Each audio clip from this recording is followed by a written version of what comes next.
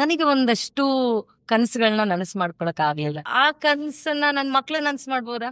ನಾನು ಓದಕ್ಕಾಗ್ಲಿಲ್ಲ, ನಾನೆಲ್ಲೋ ಇಲ್ಲಿ ಬಂದೆ, ಲೆಕ್ಚರರ್ ಆಗ್ಬಿಟ್ಟೆ, ನನ್ನ ಮಗಳು ಡಾಕ್ಟರ್ ಆಗ್ಬೇಕು ಅಂತ ಯಾಕೆ ಹೇಳ್ತಾ ಇದ್ದೀರಾ? ಎಲ್ಲೋ ಒಂದೊಂದ್ಸಲ ಅನ್ಸುತ್ತೆ, ನಾನೇನೋ ಅನ್ಕೊಂಡೆ, ನಾನೇನೋ ಆದೆ ಅಂತ. ಆದ್ರೆ ನೀವ್ ಏನ್ ಅನ್ಕೊಂಡಿರ್ತ ಒಂದಲ್ಲ ಒಂದು ದಿನ ಆಗ್ತೀರಾ. ನಾನು ಹೈಸ್ಕೂಲಲ್ಲಿ ಇದ್ದಾಗ ದೇವ್ರ ಹತ್ರ ಹೊರ ಕೇಳಿದೆ, ಅಪ್ಪ ದೇವ್ರೆ ನಾನು ಸಣ್ಣ ಮಾಡು, ನಿಮ್ಮ ಹೈಟು ವೆಯ್ಟು ಕಲರು ಇದ್ ಯಾವುದು ಮ್ಯಾಟರೇ ಅಲ್ಲ, ಪ್ರತಿಭೆ ಇದೆಯಾ ಖಂಡಿತ ನೀವು ಮುಂದೆ ಬಂದೇ ಬರ್ತೀರಾ. ಅವ್ರಿಗೇನ್ ಬೇಕು, ನೀವೇನ್ ಮಾಡ್ಬೇಕು ಅಂತ ಕೂತು ಚರ್ಚೆನ ಮಾಡಿ ಬೆವರಿಳಿಸಿ ಗಳಿಸಿದ ಒಂದು ಕಾಸು ಸಿಕ್ಕ ಹತ್ತಕ್ಕಿಂತ ಮಿಗಿಲೆಂಬುದ ಕಲಿಸು. Campus Gal presents Fearless Founder. ನಮಸ್ಕಾರ ನಮಸ್ಕಾರ ನಮಸ್ಕಾರ ನಿಮ್ಮೆಲ್ರಿಗೂ ನಮ್ಮ ಇವತ್ತಿನ ಫಿಯರ್ಲೆಸ್ ಫೌಂಡರ್ಸ್ ಕಾರ್ಯಕ್ರಮಕ್ಕೆ ಸ್ವಾಗತ ಸುಸ್ವಾಗತ. ಮಹಿಳೆಯರ ಕಥೆಗಳು, ದಿಟ್ಟ ಮಹಿಳೆಯ ಹೋರಾಟದ ಕಥೆಗಳು ನಮ್ಮ ಇವತ್ತಿನ ಕಾರ್ಯಕ್ರಮ ಬಂದಿದ್ದಾರೆ. ಪರಿಚಯ ಮಾಡಿಕೊಡ್ತೀನಿ. ಮಧುರ ಅವರು ನಮ್ಮ ಇವತ್ತಿನ ಕಾರ್ಯಕ್ರಮ ಬಂದಿದ್ದಾರೆ. ಮಧುರ ಅವರು ಮೂಲತಃ ಇವರು ಉಪನ್ಯಾಸಕಿಯಾಗಿ ಕೆಲಸ ಮಾಡ್ತಾ ಇದ್ದಾರೆ. ಒಳ್ಳೆ ಕಾಲೇಜ್ ಲೆಕ್ಚರರು. ಕಾಲೇಜ್ ಲೆಕ್ಚರರ್ ಅನ್ನೋದಕ್ಕಿಂತ ಇಡೀ ಕಾಲೇಜಿನಲ್ಲಿ ಮಧುರ ಟೀಚರು ತುಂಬಾ ಫೇಮಸ್. ಏನಕ್ಕೆ ಅಂದ್ರೆ ಒಂದು ಸಾಂಸ್ಕೃತಿಕ ತಂಡವನ್ನೇ ಕಟ್ಟಿದ್ದಾರೆ. ಮಕ್ಕಳಿಗೆಲ್ಲ ಒಂದಷ್ಟು ರೇಡಿಯೋ ಬಗ್ಗೆ, ನಾಟಕಗಳ ಬಗ್ಗೆ ಒಂದಷ್ಟು ಆಲೋಚನೆಗಳನ್ನ ತುಂಬಿದ್ದಾರೆ. ಈ ಆಲೋಚನೆ ಏನಿತ್ತು, ಇವ್ರು ಏನಾಗ್ಬೇಕಾಗಿತ್ತು, ಮಧುರ ಟೀಚರ್ ಇವತ್ತು ನಿಮ್ಮ ಹತ್ರ ಏನ್ ಹೇಳಕ್ ಬರ್ತಾ ಇದ್ದಾರೆ, ಇವೆಲ್ಲ ಮಾತಾಡೋಣ. ನಮ್ಮ ಇವತ್ತಿನ ಕಾರ್ಯಕ್ರಮ ಫಿಯರ್ಲೆಸ್ ಫೌಂಡರ್ ನಲ್ಲಿ ಇದ್ದಾರೆ ಮಧುರ ಟೀಚರ್. ನಮಸ್ಕಾರ ಮೇಡಮ್. ನಮಸ್ಕಾರ ಸರ್. ಮಧುರ ಅವರೇ, ಎಷ್ಟು ವರ್ಷ ಆಯ್ತು ನೀವು ಉಪನ್ಯಾಸಕಿ? ಸರ್ 16 ವರ್ಷ ಆಯ್ತು. ಓ 16 ವರ್ಷ. 16 ವರ್ಷ. ಯಾವ ಕಾಲೇಜಲ್ಲಿ ಓದಿದ್ದೀವಿ ನೀವು? ನಾನು ಓದಿದ್ದು NES ಕಾಲೇಜ್ ಮಲೇಶ್ವರ. ಮಲೇಶ್ವರಂನಲ್ಲಿ ಓದಿದ್ರಾ? ಹಾ ಸರ್. ಏನಕ್ಕೆ ನೀವು ಕೇಳಿದೆ ಅಂತ ಹೇಳಿದ್ರೆ, ಹಾ ಸರ್. ಎಲ್ಲೋ ಒಂದ್ ಕಡೆ ಥಿಯೇಟರ್ ಲಿಂಕ್ ಅಂತ ಬಂದ್ರೆ ಅದು MES ಕಾಲೇಜ್ ಆಗಿರ್ಬೇಕು. MES ಕಾಲೇಜು ಮಲೇಶ್ವರಂ 17ನೇ ಕ್ರಾಸ್ ಅಲ್ಲಿ ಇದೆ. ಅಲ್ಲಿ ವಿಶೇಷ ಏನಂತ ಹೇಳಿದ್ರೆ, ಮಕ್ಕಳಿಗೆಲ್ಲಾನು ಅಂದ್ರೆ ಕಾಲೇಜ್ ಓದುವಂತವ್ರಿಗೆ ರಂಗ ತರಬೇತಿ ಕೊಡುವಂತಹ ಯಾವ್ದಾದ್ರು ಕಾಲೇಜು ಬೆಂಗಳೂರಲ್ಲಿ ಇದ್ರೆ ಅದು MES ಕಾಲೇಜ್. ನನಗೆ ಗೊತ್ತಿರೋ ಪ್ರಕಾರ ತುಂಬಾ ಜನ ಲೆಕ್ಚರರ್ಗಳು ಓದಿ ಬಂದು ಲೆಕ್ಚರರ್ ಆಗಿರೋರೆಲ್ಲ MES ಕಾಲೇಜಲ್ಲಿ ಓದಿರೋರೇನೆ. ಇದು ನಮ್ಮ MES ಕಾಲೇಜಿನ ತಾಕತ್ತು. ಖಂಡಿತ ನೀವು ಹೇಳಿದ ಮಾತು 100% ಸತ್ಯ. ಎಸ್. ನನ್ಗೆ ಒಂದು ಸಾಂಸ್ಕೃತಿಕ ಬುನಾದಿ ಕೊಟ್ಟಿದ್ದೆ NES ಕಾಲೇಜ್ ಅಂತ ಹೇಳಿದ್ರೆ ತಪ್ಪಾಗಲ್ಲ. ಓಕೆ. So, ಸದಾ ಆ ಕಾಲೇಜ್ಗೆ ಋಣಿಯಾಗಿರ್ತೀನಿ. ಎಸ್. ಅದ್ರ ಜೊತೆಗೆ ಕನ್ನಡ ಭಾಷೆ ಬಗ್ಗೆ ನಾನು ಕನ್ನಡದ ಪ್ರಾಧ್ಯಾಪಕಿ ಆಗಿರೋದ್ರಿಂದ ಓಕೆ. ಕನ್ನಡದ ಬಗ್ಗೆ ಒಲವು ಹುಚ್ಚು ಅದು ಹಚ್ಚಿದ್ದು NES ಕಾಲೇಜಿನ ಪ್ರಾಧ್ಯಾಪಕರು. ಒಂದು ಕವಿಯ ಮಾತಿದ್ದಾರೆ, ಕನ್ನಡವೆಂದರೆ ಬರೀ ನುಡಿಯಲ್ಲ, ಹಿರಿದಿದೆ ಅದರ ಅರ್ಥ, ಜಲವೆಂದರೆ ಕೇವಲ ನೀರಲ್ಲ, ಅದು ಪಾವನ ತೀರ್ಥ. ಕನ್ನಡದ ಈ ಒಂದು ವಿಶೇಷತೆಯನ್ನ, ಸಾಹಿತ್ಯಿಕವಾದಂತ ಮೌಲ್ಯಗಳನ್ನ ನನಗೆ NES ಕಾಲೇಜಿನ ಕನ್ನಡದ ಪ್ರಾಧ್ಯಾಪಕರು ನನಗೆ ಕಟ್ಕೊಟ್ರು. ಆ ಕಾರಣದಿಂದ ನಾನು PUC ಯಲ್ಲಿ ಕಾಮರ್ಸ್ ತಗೊಂಡೋಡು. ಓಕೆ. ಅದಾದ್ಮೇಲೆ ಅಲ್ಲಿನ ಕನ್ನಡ ಪ್ರಾಧ್ಯಾಪಕರ ಒಂದು ಇನ್ಫ್ಲೂಯೆನ್ಸ್ ಇಂದ ನಾನು ಕನ್ನಡ ಆಪ್ಷನಲ್ ಕನ್ನಡ ತಗೊಂಡು ಕನ್ನಡದ ಮೇಷ್ಟ್ರ್ ಆಗ್ಬೇಕು ಅನ್ನೋ ಒಂದು ಹಠ ಇಟ್ಕೊಂಡು ನಾನೀಗ ಪ್ರಸ್ತುತ ಯಲಹಂಕದ ನಾಗಾರ್ಜುನ ಕಾಲೇಜಿನಲ್ಲಿ ಕನ್ನಡ ಪ್ರಾಧ್ಯಾಪಕಿಯಾಗಿ ಕೆಲಸ ಮಾಡ್ತೇನೆ. ಓದ್ತಾ ಇದ್ರಿ, ಕಾಲೇಜ್ ಓದ್ಬೇಕಾದ್ರೆ ಅನ್ಕೊಂಡ್ರಿ ಪ್ರಾಧ್ಯಾಪಕಿ ಆಗ್ಬೇಕು ಅಂತ ಅನ್ಕೊಂಡ್ರಿ. ಆದ್ರಿ ಒಂದಷ್ಟು ಆಸೆಗಳಿರುತ್ತೆ ಓದ್ಬೇಕಂದ್ರೆ. 17, 18, 19, 20 ವರ್ಷಗಳ ಆಸುಪಾಸಲ್ಲಿ ಒಂದಷ್ಟು ಆಲೋಚನೆಗಳಿರುತ್ತೆ, ಹೊಸ ಯೋಜನೆಗಳಿರುತ್ತೆ, ನಾನು ಏನಾಗ್ಬೇಕು ಅಂತ ಇರುತ್ತೆ. ಇವೆಲ್ಲ ಹೆಂಗಿತ್ತು ನಿಮ್ ಜೀವನದಲ್ಲಿ? ಬಹುಶಃ ನಾನು ಸಾಕಷ್ಟು ಹೆಣ್ಮಕ್ಳ ಜೊತೆ, ನನ್ನ ವಿದ್ಯಾರ್ಥಿನಿಯರ ಜೊತೆ ಒಡನಾಟ ಇಟ್ಕೊಂಡಾಗ ನನಗೆ ಗೊತ್ತಾಗಿರೋ ವಿಚಾರ ಏನಂದ್ರೆ, ಎಲ್ಲರಲ್ಲೂ ಕೂಡ ಒಂದು ಕ್ಲಾರಿಟಿ ಅನ್ನೋದಿರಲ್ಲ ಸರ್. ಟೀನೇಜ್ ಹುಚ್ಚುತನ. HS ವೆಂಕಟೇಶ್ ಮೂರ್ತಿ ಅವರ ಕಡೆ ಹೇಳ್ತಾರೆ, ಹುಚ್ಚು ಕೋಡಿ ಮನಸ್ಸು, ಅದು 16ರ ವಯಸ್ಸು ಅಂತ. ಸೊ ನಾನು ಕೂಡ 16ರ ವಯಸ್ಸಲ್ಲಿ, ಟೀನೇಜ್ ವಯಸ್ಸಲ್ಲಿ ತುಂಬಾ ಹುಚ್ಚುತನ. ಯಾವ್ದಾದ್ರು ಒಂದು ಸಿನಿಮಾ ನೋಡ್ಕೊಂಡ್ ಬಂದ್ರೆ ನಾನು ಹಿಂಗಾಗ್ಬೇಕು, ಈ ರೀತಿ ಆಗ್ಬೇಕು, ಅದು ಫ್ಲಕ್ಚುಯೇಟ್ ಆಗ್ತಾ ಇತ್ತು. ಅದಾದ್ಮೇಲೆ ಕನ್ನಡದ ಕಾರ್ಯಕ್ರಮಗಳನ್ನ ತುಂಬಾ ನೋಡ್ತಾ ಇದ್ದೆ. ನಿಮ್ಮ ಒಂದು ಕಾರ್ಯಕ್ರಮನೂ ನನಗೆ ಬಹಳ ಪ್ರಭಾವ ನೋಡಿದ್ರಾ? ಮಾತು ಮುತ್ತು ಅಂತ. ನಾನು ಕೂಡ ಅದರಲ್ಲಿ ಸ್ಪರ್ಧಿಯಾಗಿ ಭಾಗವಹಿಸಿ ಬಹುಮಾನ ಗೆದ್ದಿದ್ದೆ. ಹೌದು, ಗೆದ್ಬಿಟ್ಟಿದ್ರಾ? Yes. ಓಕೆ. ನಿಮ್ಮಿಂದ ಈ ಕಾರ್ಯಕ್ರಮಕ್ಕೆ ಕರೆ ಬಂದಾಗ ನನ್ಗೆ ಅದೇ ಖುಷಿ ಆಗಿದ್ದು. ಅವತ್ತು ಕನ್ನಡದ ಒಂದು ಏನು ಆ ಒಲವನ್ನ ಮೂಡಿಸಿದ್ರಿ ನನ್ನಲ್ಲಿ. ಸೊ ಇದು ಹೆಮ್ಮರ ಅಂತ ಹೇಳಲ್ಲ, ಸ್ವಲ್ಪ ಮಟ್ಟಿಗೆ ಒಂದಷ್ಟು ಕಾರ್ಯ ಸಾಧನೆಯನ್ನ ಸಾಹಿತ್ಯಿಕವಾಗಿ ಮಾಡ್ತಾ ಇದ್ದೇನೆ. ಸೊ ಅದಕ್ಕೆ ಎಲ್ಲೋ ಮಾನಸ ಗುರುಗಳು ಕೂಡ ನೀವು ಅಂತ ಹೇಳಿದ್ರೆ ಕಾಲೇಜ್ ಜೀವನದಲ್ಲಿ ನನಗೆ ಫಸ್ಟ್ ಇಯರ್ ಹೋದಾಗ ಆಗ್ಲೇ ಹೇಳಿದೆ ಕಾಮರ್ಸ್ ಸ್ಟೂಡೆಂಟ್ ಅಂತ. ಕಾಮರ್ಸ್ ಯಾಕೆ ತಗೊಂಡಿದ್ದು ಅಂದ್ರೆ, ನಾನು ಹೈಸ್ಕೂಲ್ ಓದುವಾಗ ಎಲ್ಲ PU ಡಿಗ್ರಿ ಕಾಲೇಜ್ ಎಲ್ಲ ಒಟ್ಟಿಗೆ ಇದ್ದು, ಅಲ್ಲಿ BBA ವಿದ್ಯಾರ್ಥಿಗಳೆಲ್ಲ ಕೋಟ್ ಹಾಕೊಂಡ್ ಬರೋ, ನಾನು ಕೋಟ್ ಹಾಕೋಬೋದಲ್ಲ, ಅದೊಂಥರ ಬ್ಲೇಸರ್. ಆಗಿನ ಟೈಮ್ ನಲ್ಲಿ ಬ್ಲೇಸರ್ ಹಾಕೊಳ್ಳೋದೇ ಒಂದು ಖುಷಿ. ಕಾಮರ್ಸ್ ತಗೊಂಡು BBA ಮಾಡಿದ್ರೆ ಕೋಟ್ ಹಾಕೋಬಹುದು ಅನ್ನೋ ಒಂದು ಆಸೆಯಿಂದ ಕಾಮರ್ಸ್ ಹೋದವ್ರು. ಏನೇನ್ ಆಸೆ ಇದೆಯಲ್ಲ ತೀರ್ಸ್ಕೊಳಕ್ ಪ್ರಯತ್ನ ಪಡ್ತೀವಿ, ಕೆಲವ್ರು ತೀರ್ಸ್ಕೊಳಕ್ಕೆ ಆಗಲ್ಲ, ಅವ್ರ ಜೀವನ ಹಂಗೆ ಕಳ್ಕೊಂಡ್ಬಿಡ್ತಾರೆ ಅಲ್ವಾ ಮೇಡಮ್? ನಮಗೂ ಅನಿಸ್ತಾ ಇತ್ತು ಕೆಲವು ಸರಿ ಇಲ್ಲ, ಈ CBS ಸಿಲೆಬಸ್ ಓದುವಂತ ಮಕ್ಳುಗಳೆಲ್ಲ ಕೋಟ್ ಹಾಕೊಂಡವ್ರು. ನಮ್ಗೆ ಕೋಟು ಇಲ್ಲ ಮನೋಸ್ ಏನು ಇಲ್ಲ, ಇದೇನಪ್ಪ ಈ ಸ್ಕೂಲ್ಗಾರ ಸೇರ್ಬೇಕಾಯ್ತು ಅನ್ಕೊಳ್ತಿದ್ವಿ. ಬಟ್ ನೋಡಿ, ನಿಮ್ಗೆ ಅದೊಂದು ಆ ಕೋಟ್ ಹಾಕೋಬೇಕು ಅನ್ನೋ ಆಸೆ ನಿಮ್ಮನ್ನ ಸೈನ್ಸ್ಗೋ ಅಥವಾ ಆರ್ಟ್ಸ್ಗೋ ಹೋಗ್ಬೇಕಾಗೋನ ಕಾಮರ್ಸ್ ಕಾಮರ್ಸಿಗೆ ಹೋದೆ. ಫಸ್ಟ್ ಇಯರ್ ಹಾಗೆ ನಡೀತು. ಕಾಲೇಜ್ ವಾತಾವರಣ ಅಷ್ಟಾಗಿ ಒಪ್ಕೊಳ್ತಾ ಇರ್ಲಿಲ್ಲ. ನಾನು ಯಲಹಂಕದಿಂದ ಮಲ್ಲೇಶ್ವರಂ ವರ್ಗು ಟ್ರಾವೆಲ್ ಮಾಡ್ಕೊಂಡು ಹೋಗ್ತಾ ಇದ್ದೆ. ಸರಿ, ಯಾಕೋ ಕಾಲೇಜ್ ಜೀವನ ಸರಿ ಇಲ್ಲ. ನನಗೆ ಜ್ಯೋತಿಷಿಗಳು ಹೇಳಿದ್ರು, ನನ್ನ ಆಸ್ತರೇಖೆಯಲ್ಲಿ ವಿದ್ಯಾರೇಖೆ ಮಧ್ಯದಲ್ಲಿ ಕಟ್ಟಾಗ್ತಿದೆ ಅಂತ. ಮೋಸ್ಟ್ಲಿ ಇದೇ ಅದು ಪಾಯಿಂಟ್ ಏನೋ, ನಮ್ ವಿದ್ಯಾಭ್ಯಾಸ ಎಲ್ಲ ನಿಂತು ಬಿಡುತ್ತೆ, ಆಮೇಲೆ ನೆಕ್ಸ್ಟ್ ಏನೋ ಕಂಟಿನ್ಯೂ ಮಾಡ್ತೀನಿ ಅಂತ ಹೇಳಿ PU ಒಂದ್ 3-4 ತಿಂಗಳಾಗಿತ್ತು ಕಾಲೇಜ್ ಶುರು ಆಗಿ. ಬೇಡ ಕಾಲೇಜ್ ಸವಸ, ಕಾಲೇಜ್ಗೆ ಒಂದ್ ದೊಡ್ಡ ನಮಸ್ಕಾರ ಹಾಕಿ ವಾಪಸ್ ಮನೆಗ್ ಬರ್ತಾ ಇದ್ದೋಳು. ಕಾಲೇಜ್ ಎಂಟ್ರೆನ್ಸ್ ನಲ್ಲಿ, MES ಕಾಲೇಜ್ ಎಂಟ್ರೆನ್ಸ್ ನಲ್ಲಿ ಒಂದು ಅಲ್ಲಿ ನಾಟಕ ಸಂಘ ಅದರ ಉದ್ಘಾಟನೆ ಕಾರ್ಯಕ್ರಮದ ಒಂದು ಬೋರ್ಡ್ ನೋಡ್ದೆ. ಮಾಸ್ಟರ್ ಹಿರಣ್ಣಯ್ಯ ಅವರು ಆ ಕಾರ್ಯಕ್ರಮಕ್ಕೆ ಅತಿಥಿಗಳಾಗಿ ಬಂದಿದ್ರು ಅಂತ ಹೇಳಿದ್ರು. ಮಾಸ್ಟರ್ ಹಿರಣ್ಣಯ್ಯ ಅವ್ರ ಬಗ್ಗೆ ತುಂಬಾ ಕೇಳಿದ್ದೆ, ಅವರ ಲಂಚಾವತಾರ ನಾಟಕ. ನೋಡೋಣ, ಹೆಂಗಿದ್ರು ಕಾಲೇಜ್ ಕೊನೆ ದಿನ, ಇನ್ ಕಾಲೇಜಿಗೆ ಮತ್ತೆ ಬರಲ್ಲ, ಹೋಗಿ ನೋಡ್ಬೇಡ ಕಾರ್ಯಕ್ರಮ ಅಂತ ಹೇಳಿ ಮಾಸ್ಟರ್ ಹಿರಣ್ಣಯ್ಯ ಅವರು ಅತಿಥಿಗಳಾಗಿ ಬಂದಂತ ಕಾರ್ಯಕ್ರಮಕ್ಕೆ ನಾವು ಫೂತೆ ಸರ್. ಅಲ್ಲಿ ಅನೇಕ ಕನ್ನಡ ಪ್ರಾಧ್ಯಾಪಕರು ಅವ್ರ ಬಗ್ಗೆ ಎಲ್ಲ ಮಾತಾಡಿದ್ರು. ಹಿರಣ್ಯ ಅವ್ರ ಮಾತು ಕೇಳಿದೆ. ಎಲ್ಲೋ ನನ್ನಲ್ಲಿ ಆ ಅಭಿನಯದ ಗೀಳು ಏನಿತ್ತು, ನನ್ನ ಬಾಲ್ಯದಿಂದ. ನನ್ನ ತಾಯಿ, ನಮ್ಮಮ್ಮ ಸರಸ್ವತಿ ಅಂತ, ಅಮ್ಮ ಸಾಕಷ್ಟು ಸಾಂಸ್ಕೃತಿಕವಾಗಿ ನನ್ನಲ್ಲಿ ಒಂದಷ್ಟು ಗುರ್ತಿಸಿದ್ರು ಪ್ರತಿಭೆಯನ್ನ. ಹಿರಣ್ಯ ಅವ್ರ ಮಾತು ಕೇಳುವಾಗ, ಹೌದು, ನಾನು ಯಾಕೆ ರಂಗಭೂಮಿಗೆ ಬರಬಾರ್ದು, ಕಾಲೇಜ್ ಇಷ್ಟೆಲ್ಲಾ ವೇದಿಕೆ ಕೊಡ್ತಾ ಇದೆ, ಯಾಕೆ ಅದನ್ನ ಬಳಸ್ಕೊಡ್ಬಾರ್ದು ಅಂತ ಹೇಳಿ ಕಾಲೇಜ್ ಬೇಡಪ್ಪ ಅಂತ ಹೊರಟಂತ ಮಧುರ, ಇಲ್ಲ ಕಾಲೇಜ್ ಮುಂದುವರ್ಸೋಣ, ಅದ್ರ ಜೊತೆಗೆ ರಂಗಭೂಮಿಯ ನಂಟನ್ನ ಬೆಳೆಸ್ಕೊಳ್ಳೋಣ ಅಂತ ಹೇಳಿ ಮತ್ತೆ ಕಾಲೇಜಿಗೆ ಹೊರಟೋಳು ಸರ್. ಅಲ್ಲಿಂದ 5 ವರ್ಷಗಳ ಕಾಲ ನಾಟಕಗಳನ್ನ ಮಾಡ್ಕೊಂಡು ಬಂದೆ. ರಂಗವೈಭವ ಅಂತ ಒಂದು ತಂಡ MES ಕಾಲೇಜಿನಲ್ಲಿ. ಆ ತಂಡದಲ್ಲಿ ಸತತವಾಗಿ ನಾಟಕಗಳನ್ನ ಮಾಡ್ತಾ R. ನಾಗೇಶ್, ನರೇಶ್ ಮಯ್ಯ, ಸುಬ್ರಹ್ಮಣ್ಯ ಸರ್, ಗೋಪಾಲ್ ಕೃಷ್ಣ ನಾಯರಿ, ನಟರಾಜ್ ಹೊನ್ನೋಳಿ, ಈ ತರ ಅನೇಕ ರಂಗ ದಿಗ್ಗಜರ ನಿರ್ದೇಶನದಲ್ಲಿ ನಾನು ನಾಟಕಗಳನ್ನ ಮಾಡ್ತಾ ಬಂದೆ. ಪ್ರತಿ ವರ್ಷ ಅಂತರ್ ಕಾಲೇಜು ರಂಗ ಸ್ಪರ್ಧೆಗಳನ್ನ ಮಾಡೋರು ಸರ್, ರವೀಂದ್ರ ಕಲಾಕ್ಷೇತ್ರದಲ್ಲಿ ಭಾರತ ಯಾತ್ರಾ ಕೇಂದ್ರದವರು. ಸೊ ಅಲ್ಲಿ ನನಗೆ ಹೋದಾಗ ಈ ಒಂಥರ ಈ ಪುರಸ್ಕಾರಗಳು ಒಂಥರ ಬೂಸ್ಟಿಂಗ್ ಎನರ್ಜಿ ಬೂಸ್ಟಿಂಗ್ ಕೂಡ ಇಲ್ಲ.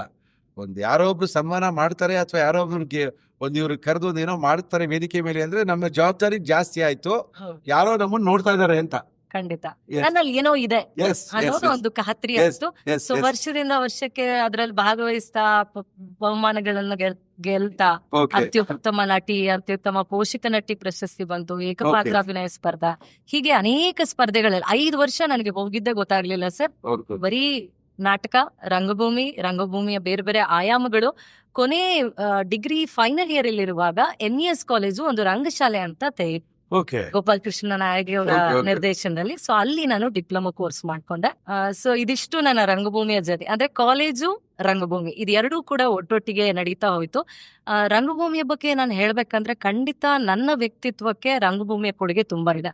ಯಾಕಂದ್ರೆ ಮನೇಲಿ ಇವತ್ತು ಕೂಡ ನನ್ನ ಕಸಿನ್ಸ್, ನೀನ್ ಮೇಷ್ಟ್ರ ಆಗಿದ್ಯಾ, ನೀನು ಮಾತಾಡ್ತೀಯಾ ಅಂತ ಪ್ರಶ್ನೆ ಮಾಡುವಂತ, ಅಂದ್ರೆ ತುಂಬಾ ಅಂತರ್ಮುಖಿಯಾಗಿರುವಂತ ಹುಡುಗಿ ನಾನು. ತುಂಬಾ ಇಂಟ್ರೋವರ್ಟ್ ಇದ್ದೆ, ಯಾರ ಹತ್ರ ಮಾತಾಡೋಕ್ಕೂ ಭಯ. ಆಸೆಗಳೇನೋ ಭಯಂಕರ ಇತ್ತು, ಆದ್ರೆ ಆಸೆಗಳನ್ನ ಈಡೇರಿಸ್ಕೊಳ್ಳೋದಕ್ಕೆ ನನ್ಗೆ ಅವಕಾಶ ಇರ್ಲಿಲ್ಲ. ಎಲ್ಲೋ ಭಯ. ಹೆಣ್ಮಕ್ಳು ಅಂದ ತಕ್ಷಣ ಮನೆಯ ಕೌಟುಂಬಿಕ ವಾತಾವರಣ ನಮ್ಮಲ್ಲಿ 108 ಕನಸುಗಳನ್ನ ಕಟ್ಕೊಡೋಕೆ ಪ್ರಪಂಚ ಅವಕಾಶ ಕೊಡುತ್ತೆ. ಆದ್ರೆ ಅದನ್ನ ನನಸು ಮಾಡ್ಕೊಳ್ಳೋದಕ್ಕೆ ನಮ್ಗೆ ತುಂಬಾ ಭಯ, ಹಿಂಜರಿಕೆ, ಇದೆಲ್ಲ ಅದ್ರ ಜೊತೆಗೆ ಕೊಟ್ಬಿಡತ್ತೆ. ಸೊ ನನಗೂ ಕೂಡ ಭಯ, ಹಿಂಜರಿಕೆ ಮಧ್ಯೆನೆ ನಾನಿದ್ದೆ. ಆದ್ರೆ ರಂಗಭೂಮಿ ನನ್ನಲ್ಲಿರೋ ಪ್ರತಿಭೆಯನ್ನ ನಾನು ಮಾತಾಡಬಲ್ಲೆ ಅನ್ನೋ ಒಂದು ತಾಕತ್ತನ್ನ ನನಗೆ ರಂಗಭೂಮಿ ಕಟ್ಕೊಡ್ತು ಸರ್. ಪ್ರತಿ ಅಕ್ಷರ, ಪ್ರತಿ ಕನಸು, ಪ್ರತಿ ಹೆಜ್ಜೆ ಎಲ್ಲವೂ ಕೂಡ ಮಧುರ ಅವರ ಕನಸು. ಇವತ್ತು ಇದ್ರ ಕತೆ ಅಲ್ಲ, ಇದು ಮಧುರ ಅವರ ಆರಂಭದ ಕತೆಗಳು. ಕಾಲೇಜ್ಗೆ ಹೋಗುವಂತ ಮಕ್ಳುಗಳು ತುಂಬಾನೇ ಇದೆ. ತುಂಬಾ ಜನ ಕಾಲೇಜ್ಗೆ ಹೋಗ್ತಾರೆ. ನೀವು ನೋಡ್ತೀರಿ ಕಾಲೇಜ್ ಲೆಕ್ಚರರು ದಿನ ಒಂದು ಅಷ್ಟು ಜನ ಕಾಲೇಜ್ ಹೆಣ್ಮಕ್ಳು ನೋಡ್ತೀವಿ. ಏನು ಅವರಲ್ಲಿ, ಏನು ನಿಮ್ಮಲ್ಲಿ ಕಾಣದೇ ಇರುವಂತ ಕೊರತೆ ಏನ್ ಕಾಣ್ತಾ ಇದೆ ಅವರಲ್ಲಿ? ಸಾಂಸ್ಕೃತಿಕವಾಗಿ ಇವತ್ತಿಗೆ ಮಕ್ಕಳಿಗೆ ಒಂದ್ ಸ್ವಲ್ಪ ಒಂದು ಕೊರತೆ ಇದೆ. ಯಾಕೆಂದ್ರೆ ಆಗ ಅದೆಲ್ಲ ಬೇಕಾಗಿಲ್ಲ. ಈ ಸೋಷಿಯಲ್ ಮೀಡಿಯಾ ಬಂದ್ಬಿಟ್ಟು Yes. ಆ ಲೈವ್ ಕಾರ್ಯಕ್ರಮಗಳು ಏನಿರುತ್ತೆ ಸಾಂಸ್ಕೃತಿಕವಾಗಿ ತೊಡಗಿಸ್ಕೊಳ್ಳೋದಕ್ಕೆ ಅದ್ರ ಬಗ್ಗೆ ಸ್ವಲ್ಪ ಒಲವು ಕಡಿಮೆ ಇದೆ. ಅಂದ್ರೆ ಇಲ್ವೇ ಇಲ್ಲ ಅಂತ ಹೇಳ್ತಿಲ್ಲ, ಸಾಕಷ್ಟು ಜನ ಅದ್ರ ಬಗ್ಗೆ ಒಲವು ಇಟ್ಕೊಂಡು ಬರ್ತಾರೆ. ಆದ್ರೆ ನಮ್ಮ ಸಮಯದಲ್ಲಿ ಇರ್ತಾ ಇದ್ದಂತ ಒಂದು ಒಲವು ಇವತ್ತೆಲ್ಲೋ ಒಂದ್ ಸ್ವಲ್ಪ ಕಡಿಮೆ ಆಗಿದೆ. ಅದಕ್ಕೆ ಕಾರಣ ಸೋಷಿಯಲ್ ಮೀಡಿಯಾ ಅಂತಾನೆ ಅಲ್ಲ, ನೀವು ನನ್ನ ಅವಾಗ ಅನಿಸಿಕೆ. ನಾಟಕ ನೋಡ್ಬೇಕು ಅಂದ್ರೆ ಕಲಾಕ್ಷೇತ್ರಕ್ಕೆ ಕಲಾಕ್ಷೇತ್ರಕ್ಕೆ ಹೋಗ್ಬೇಕಾಗಿತ್ತು. ಹೋಗ್ಬೇಕು. ಇವಾಗ ನಾಟಕ ನೋಡ್ಬೇಕು ಹುಡುಗರು ಯಾವ ಡ್ರಾಮಾ ಬೇಕು ಅಂತ ಹಿಂಗ್ ಹೊಡಿತಾರೆ, ಹಾ, ಹಿಂಗ್ ನೋಡ್ತಾ ಕುತ್ಕೊಳ್ತಾರೆ. ಹೌದು, ಫೆಸಿಲಿಟಿ ಜಾಸ್ತಿ ಆಯ್ತು ಹೌದು, ಅಲ್ವಾ ಮೇಡಮ್? ಹೌದು. ಫೆಸಿಲಿಟಿ ಜಾಸ್ತಿ ಆಯ್ತು, ಆಮೇಲೆ ಆಸಕ್ತಿ ತುಂಬಾ ಕಡಿಮೆ ಆಗಿದೆ. ಇವಾಗ ನೀವು ಸ್ವಲ್ಪ ಕಡಿಮೆ ಆಗಿದೆ, ತುಂಬಾನೇ ಕಡಿಮೆ ಆಗ್ಬಿಟ್ಟಿದೆ. ಹೌದು. ಅವೆಲ್ಲ ಮಾಡೋಂಥವ್ರೆ ಕಡಿಮೆ ಆಗ್ಬಿಡ್ತಾ ಇದಾರೆ. ಮೊನ್ನೆ ಯಾರಿಗೋ ಒಂದು ಕ್ಲಾಸಲ್ಲಿ ಕೇಳ್ತಾ ಇದ್ದೆ, ಇಲ್ಲ ಸರ್ ಮೊದಲೆಲ್ಲ 80-90 ಜನ ಇರ್ತಾ ಇದ್ರು ಕಲಿಯಕ್ ಬರೋರು, ಹಾ, ಸರ್. ಈಗ 15-10 ಜನ ಬರ್ತಾರೆ, ಅವರು ಕರೆಕ್ಟ್ ಆಗಿ ಬರಲ್ಲ. ಖಂಡಿತ. ಬಟ್ ಎಲ್ರಿಗೂ ಆಸೆ ಇದೆ, ಅದನ್ನ ಹೆಂಗೆ ನನ್ಸ್ ಮಾಡ್ಕೋಬೇಕು ಅನ್ನೋದು ಗೊತ್ತಿಲ್ಲ. ಏನ್ ನನ್ಸ್ ಮಾಡ್ಕೋಬೇಕು ಅಂದ್ರೆ ಏನ್ ಮಾಡ್ಬೇಕು? ಎಲ್ರಿಗೂ ಆರ್ಟಿಸ್ಟ್ ಆಗ್ಬೇಕು ಅಂತ ಇಷ್ಟ, ಹಾ, ಸರ್. ಟಿವಿ ಬರ್ಬೇಕು ಅಂತ ಇಷ್ಟ, ಹೌದು. ಸಿನಿಮಾ ಮಾಡ್ಬೇಕು ಅಂತ ಇಷ್ಟ, ಫ್ಯಾಷನ್ ಡಿಸೈನ್ ಮಾಡ್ಬೇಕು ಅಂತ ಇಷ್ಟ. ಬಟ್ ಹ್ಮ್. ಹೆಂಗ ಅವ್ರ ಆಸೆ ನೆರವೇರಿಸ್ಕೊಳ್ಳೋದು? ಒಂದು ಶಿಸ್ತಿರ್ಬೇಕು, ಕಮಿಟ್ಮೆಂಟ್ ಇರಬೇಕು. ನಾನು Yes. ನನ್ನ ರಂಗಚೈತನ್ಯದ ವಿದ್ಯಾರ್ಥಿಗಳಲ್ಲಿ ನೋಡುವಂತದ್ದು ತುಂಬಾ ಕನಸುಗಳನ್ನ ಇಟ್ಕೊಂಡು ಬರ್ತಾರೆ, ನಾನು ಆಕ್ಟರ್ ಆಗ್ಬೇಕು, ಆಕ್ಟ್ರೆಸ್ ಆಗ್ಬೇಕು ಅಂತ. ಆದ್ರೆ ಆ ಶಿಸ್ತು ಯಾವಾಗ್ಲೂ ಕೂಡ ಯಶಸ್ಸು ಅನ್ನೋದು ಹಿಂಗ್ ಸಿಗಲ್ಲ. Yes, correct. ಅದು ತುಂಬಾ it's a long journey. Yes.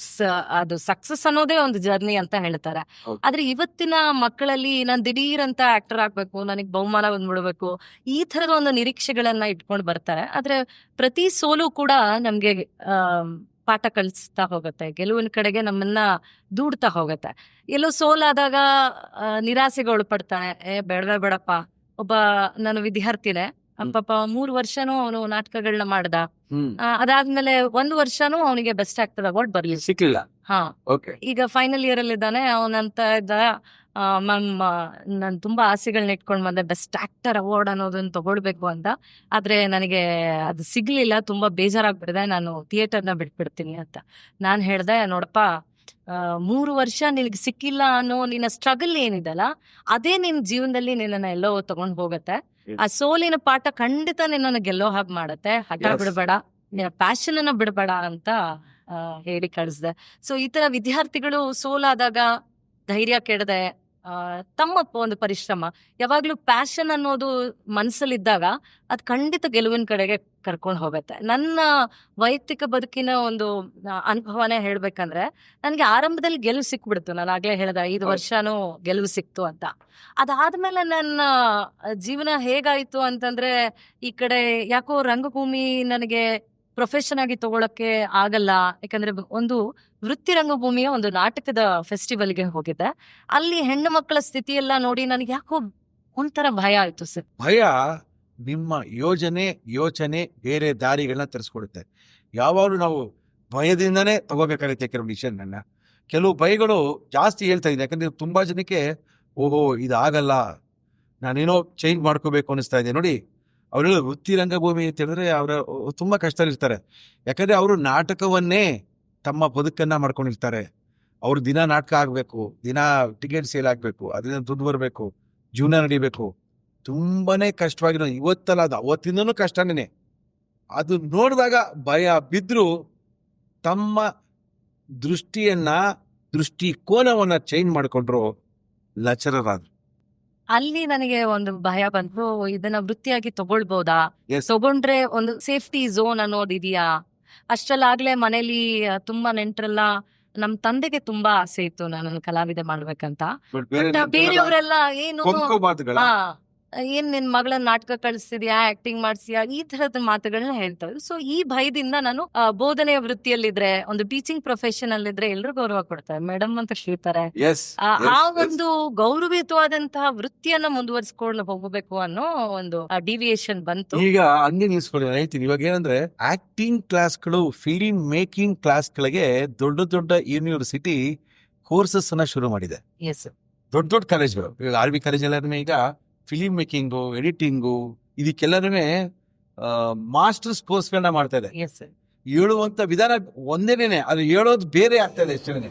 ಯಾಕಂದ್ರೆ ಕಾಲೇಜ್ ರಂಗಭೂಮಿಯಿಂದ ಬಂದವಳು ಇವತ್ತು ಕಾಲೇಜಿನಲ್ಲಿ ರಂಗಭೂಮಿ ನಡೆಸೋದಕ್ಕೆ ಒಂದು ಒಳ್ಳೆ ಅವಕಾಶ ಇದೆ. ಈಗಾಗಲೇ ಎಲ್ಲಾ ಕಡೆ ಸರ್ಕಾರದವರು ಕೂಡ ಬೋಧನೆಯ ಕ್ರಮದಲ್ಲಿ ರಂಗಭೂಮಿಯನ್ನು ಅಳವಡಿಸ್ಕೊಡ್ಬೇಕು ಅನ್ನೋ ಕೂಗನ್ನೆಲ್ಲ ಕೂಗ್ತಾ ಇದ್ದಾರೆ.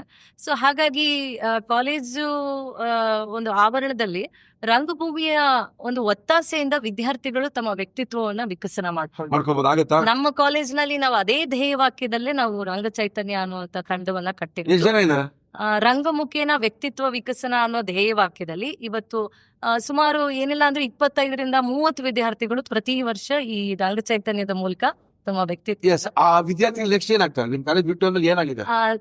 ಸಾಕಷ್ಟು ಜನ ಇದನ್ನ ಪ್ರೊಫೆಷನ್ ಆಗಿ ತಗೊಂಡಿದ್ದಾರೆ. ಒಬ್ಬ ವಿದ್ಯಾರ್ಥಿ ನ್ಯಾಷನಲ್ ಸ್ಕೂಲ್ ಆಫ್ ಡ್ರಾಮಾಗೆ ಹೋಗಿ ಇವತ್ತು ಕನ್ನಡ ರಂಗಭೂಮಿಯಲ್ಲಿ ತುಂಬಾ ಒಳ್ಳೆ ಹೆಸರು ಮಾಡಿದ್ದಾರೆ. ಓಕೆ. ಸಾಕಷ್ಟು ಜನ ಇದ್ದಾರೆ. ಅದ್ರ ಜೊತೆಗೆ ನಮ್ಮ ಉದ್ದೇಶ ಬರೀ ಆಕ್ಟರ್ ಅಥವಾ ಆಕ್ಟ್ರೆಸ್ ಗಳನ್ನ ತಯಾರು ಮಾಡುವ ಕಾರ್ಖಾನೆ ಆಗ್ಬಾರ್ದು ರಂಗ Yes. ಚೈತನ್ಯ. Yes. ಮೂಲತಃ ಇದ್ರ ಉದ್ದೇಶ ನಮ್ಮಲ್ಲಿರೋ ವ್ಯಕ್ತಿತ್ವವನ್ನ ವಿಕಸನ ಮಾಡ್ಬೋದು. ನಾವೀಗ ಜಿಮ್ಗೆ ಹೋಗ್ತೀವಿ Yes. ಬಾಡಿ ಬಿಲ್ಡ್ ಮಾಡೋಕೆ, ಹ್ಮ್. ಆದ್ರೆ ನಮ್ಮ ವ್ಯಕ್ತಿತ್ವವನ್ನ ಬಿಲ್ಡ್ ಮಾಡೋದು ಹೇಗೆ? ಈ ರಂಗಭೂಮಿಯ ಮೂಲಕ ನಮ್ಮ ವ್ಯಕ್ತಿತ್ವವನ್ನ ನಾವು ಕಟ್ಕೊಡ್ತಾ ಹೋಗ್ಬೋದು. ನಿರರ್ಗಳವಾಗಿ ಮಾತಾಡೋದಾಗ್ಲಿ, ಯೂಶಲಿ ಸ್ಟೇಜ್ ಮೇಲೆ ಬಂದ್ರೆ ನಾವೆಲ್ಲ ಶೇಖ್ ಅಬ್ದುಲ್ಲಾಗಳಾಗ್ಬಿಡ್ತೀವಿ, ಹಾ. ಕೈಕಾಲೆಲ್ಲ Okay. ನಡ್ಗೋಗುತ್ತೆ. Okay. ಆದ್ರೆ ರಂಗಭೂಮಿಯ ಮೂಲಕ ಹೇಗೆ ಈ ಸ್ಟೇಜ್ ಫಿಯರ್ ಅನ್ನ ಹೋಗ್ಲಾಡಿಸ್ಬೋದು ಅನ್ನೋದನ್ನ ವಿದ್ಯಾರ್ಥಿಗಳಿಗೆ ಅಭ್ಯಾಸ ಮಾಡಿಸ್ತಾ ಹೋಗ್ತೀವಿ. ಓಕೆ. ಪ್ರತಿ ಕ್ಲಾಸ್ ನಲ್ಲೂ ಕೂಡ ಅವರ ವೊಕ್ಯಾಬ್ಯುಲರಿ ಆಗಿರ್ಬೋದು, ಅವರ ಬಾಡಿ ಲ್ಯಾಂಗ್ವೇಜ್ ಆಗಿರ್ಬೋದು. ಎಷ್ಟೋ ಸಲ ತುಂಬಾ ಚೆನ್ನಾಗಿ ಇರ್ತಾರೆ ವಿದ್ಯಾರ್ಥಿಗಳು, ಹ್ಮ್. ಆದ್ರೆ ಅವ್ರ ಬಾಡಿ ಲ್ಯಾಂಗ್ವೇಜ್ ಚೆನ್ನಾಗಿ ಚೆನ್ನಾಗಿರಲ್ಲ. ಓಕೆ. ಆದ್ರೆ ಈ ರಂಗ ಚೈತನ್ಯದ ಚಟುವಟಿಕೆಗಳ ಮೂಲಕ ಅವರ ಬಾಡಿ ಲ್ಯಾಂಗ್ವೇಜ್ ಅನ್ನ ಇಂಪ್ರೂವ್ ಮಾಡ್ಕೊಳ್ಳೋದಾಗಿ, ಓಕೆ. ಅದ್ರ ಜೊತೆಗೆ ಸಾಮೂಹಿಕವಾಗಿ ಆಗ್ಲೇ ನಾವು ಮಾತಾಡಿದಾಗೆ ಸರ್, ಎಲ್ಲರೂ ಸೋಷಿಯಲ್ ಮೀಡಿಯಾ ಈಗ ಒಂದು 10 ಜನ ವಿದ್ಯಾರ್ಥಿಗಳು ಕ್ಯಾಂಪಸ್ ಅಲ್ಲಿ ಕೂತಿದ್ದಾರೆ ಅಂದ್ರೆ ಹ್ಮ್. 10 ಜನರ ಕೈಯಲ್ಲಿ ಮೊಬೈಲ್. ಆ ಪರಸ್ಪರ ಸ್ನೇಹ ಒಡನಾಟ ಇಲ್ಲವೇ ಇಲ್ಲ. ಮಾತಾಡಕ್ಕಾಗಲ್ಲ, ಪಕ್ಕದ ಮೆಸೇಜ್ ಮಾಡ್ತಿರ್ತಾರೆ. Yes sir. ದುಡ್ಡು ವೈಟ್ ಮಾಡ್ತಿದ್ದೀನಿ ಈಗ ಪಕ್ಕದಲ್ಲಿ.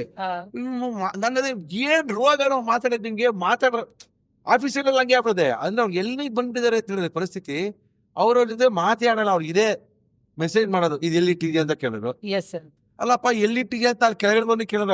ಅವ್ನು ಕೂಗಾಕಿನೇ ತಿರ್ತಾನೆ. ಅದ್ಯಾರಿಗೂ ಬೇಕಾಗಿಲ್ಲ. ಅಂದ್ರೆ ಹೊಸದ ಜೀವನ ಆ ಪದ್ಧತಿ ಹಂಗ ಓಡಿಸ್ಕೊಳ್ತಾ ಇದಾರ, ಅದಕ್ಕೆ ಅಡ್ಜಸ್ಟ್ ಆಗ್ಬಿಡ್ತಾ ಇದಾರ, ಮಾತಾಡಲ್ಲ. ಹೀಗಿರೋದ್ರಿಂದ ಆ ಸಾಮಾಜಿಕ ಒಡನಾಟ, ಆ ಸೋಷಿಯಲ್ ಬಿಹೇವಿಯರ್ ಅನ್ನ ಹೇಗೆ ಕಟ್ಕೊಡ್ಬೇಕು ಅನ್ನೋದನ್ನ ನಾವು ರಂಗ ಚೈತನ್ಯದ ಮೂಲಕ ವಿದ್ಯಾರ್ಥಿಗಳಿಗೆ ಒಂದು ಪ್ರಯತ್ನ, ಒಂದು ಹೇಳ್ಕೊಡೋದು ಅಂತ ಅಲ್ಲ, ನಮ್ಮಲ್ಲಿ ಈಗಾಗ್ಲೇ ಇದೆ. ನಾವು ಮನುಷ್ಯರಾಗಿ ಹುಟ್ಟಿದ್ಮೇಲೆ ನಾವು ಏಕಾಂಗಿಗಳಲ್ವೇ ಅಲ್ಲ, ನಾವು ಸಮಾಜ ಜೀವಿಗಳೇ. ಓಕೆ. ಜನಗಳ ಜೊತೆ ಬೆರಿಬೇಕು, ಜನಗಳ ಜೊತೆ ಮಾತಾಡ್ಬೇಕು. ಎಷ್ಟೋ ಸಲ ಗಂಡ ಹೆಂಡತಿ ಮಧ್ಯೆ ಜಗಳ ಆಗುವಾಗ ಗಂಡನ ಜೊತೆ ಮಾತಾಡಲ್ಲ, ಹೆಂಡತಿ ಜೊತೆ ಮಾತಾಡಲ್ಲ, ಎಷ್ಟ್ ದಿನ ಅಂತ ಮಾತಾಡಕ್ಕಾಗಲ್ಲ. ಮಾತು ಬರ್ಲೇಬೇಕು. ಇದು ನಮ್ಮ ಒಳಗಿರುವಂತಹ ಒಂದು ಶಕ್ತಿ. ಸೊ ಆ ಮಾತಿನ ಒಳಗಿರುವಂತಹ ಶಕ್ತಿಯನ್ನ ನಾವು ಹೊರಗಿಡುವುದಕ್ಕೆ ಈ ಥಿಯೇಟರ್ ಆಕ್ಟಿವಿಟೀಸ್ ಗಳ ಮೂಲಕ ಒಂದು ಪ್ರಯತ್ನ. ಕಾಲೇಜ್ ಓದ್ಬೇಕಾದ್ರೆ ಅನ್ಕೊಂಡಿದ್ವಿ ನಾನು ಹೀರೋಯಿನ್ ಆಗ್ಬೇಕು, ಅಥವಾ ನಾಟಕ ಮಾಡ್ಬೇಕು, ಅಥವಾ ಎಲ್ಲೋ ಒಂದು ಮಾತಾಡ್ಬೇಕು, ಅಥವಾ ಆಸೆಗಳು ನಿಂಗೆ ಏನೇನಿತ್ತು? ನಾನು ಆಗ್ಲೇ ಹೇಳ್ದಾಗೆ ಟಿವಿ ಕಾರ್ಯಕ್ರಮಗಳು ತುಂಬಾ ನೋಡ್ತಾ ಇದ್ದೆ. ಎಸ್ಪೆಷಲಿ ಅವಾರ್ಡ್ ಫಂಕ್ಷನ್ಸ್ ಗಳು ನಂಗೆ ತುಂಬಾ ಇಷ್ಟ ಆಗೋದು. ನಾನು ಯಾವ ತರ ಒಂದು ಅವಾರ್ಡ್ ತಗೋಬೇಕಿತ್ತು?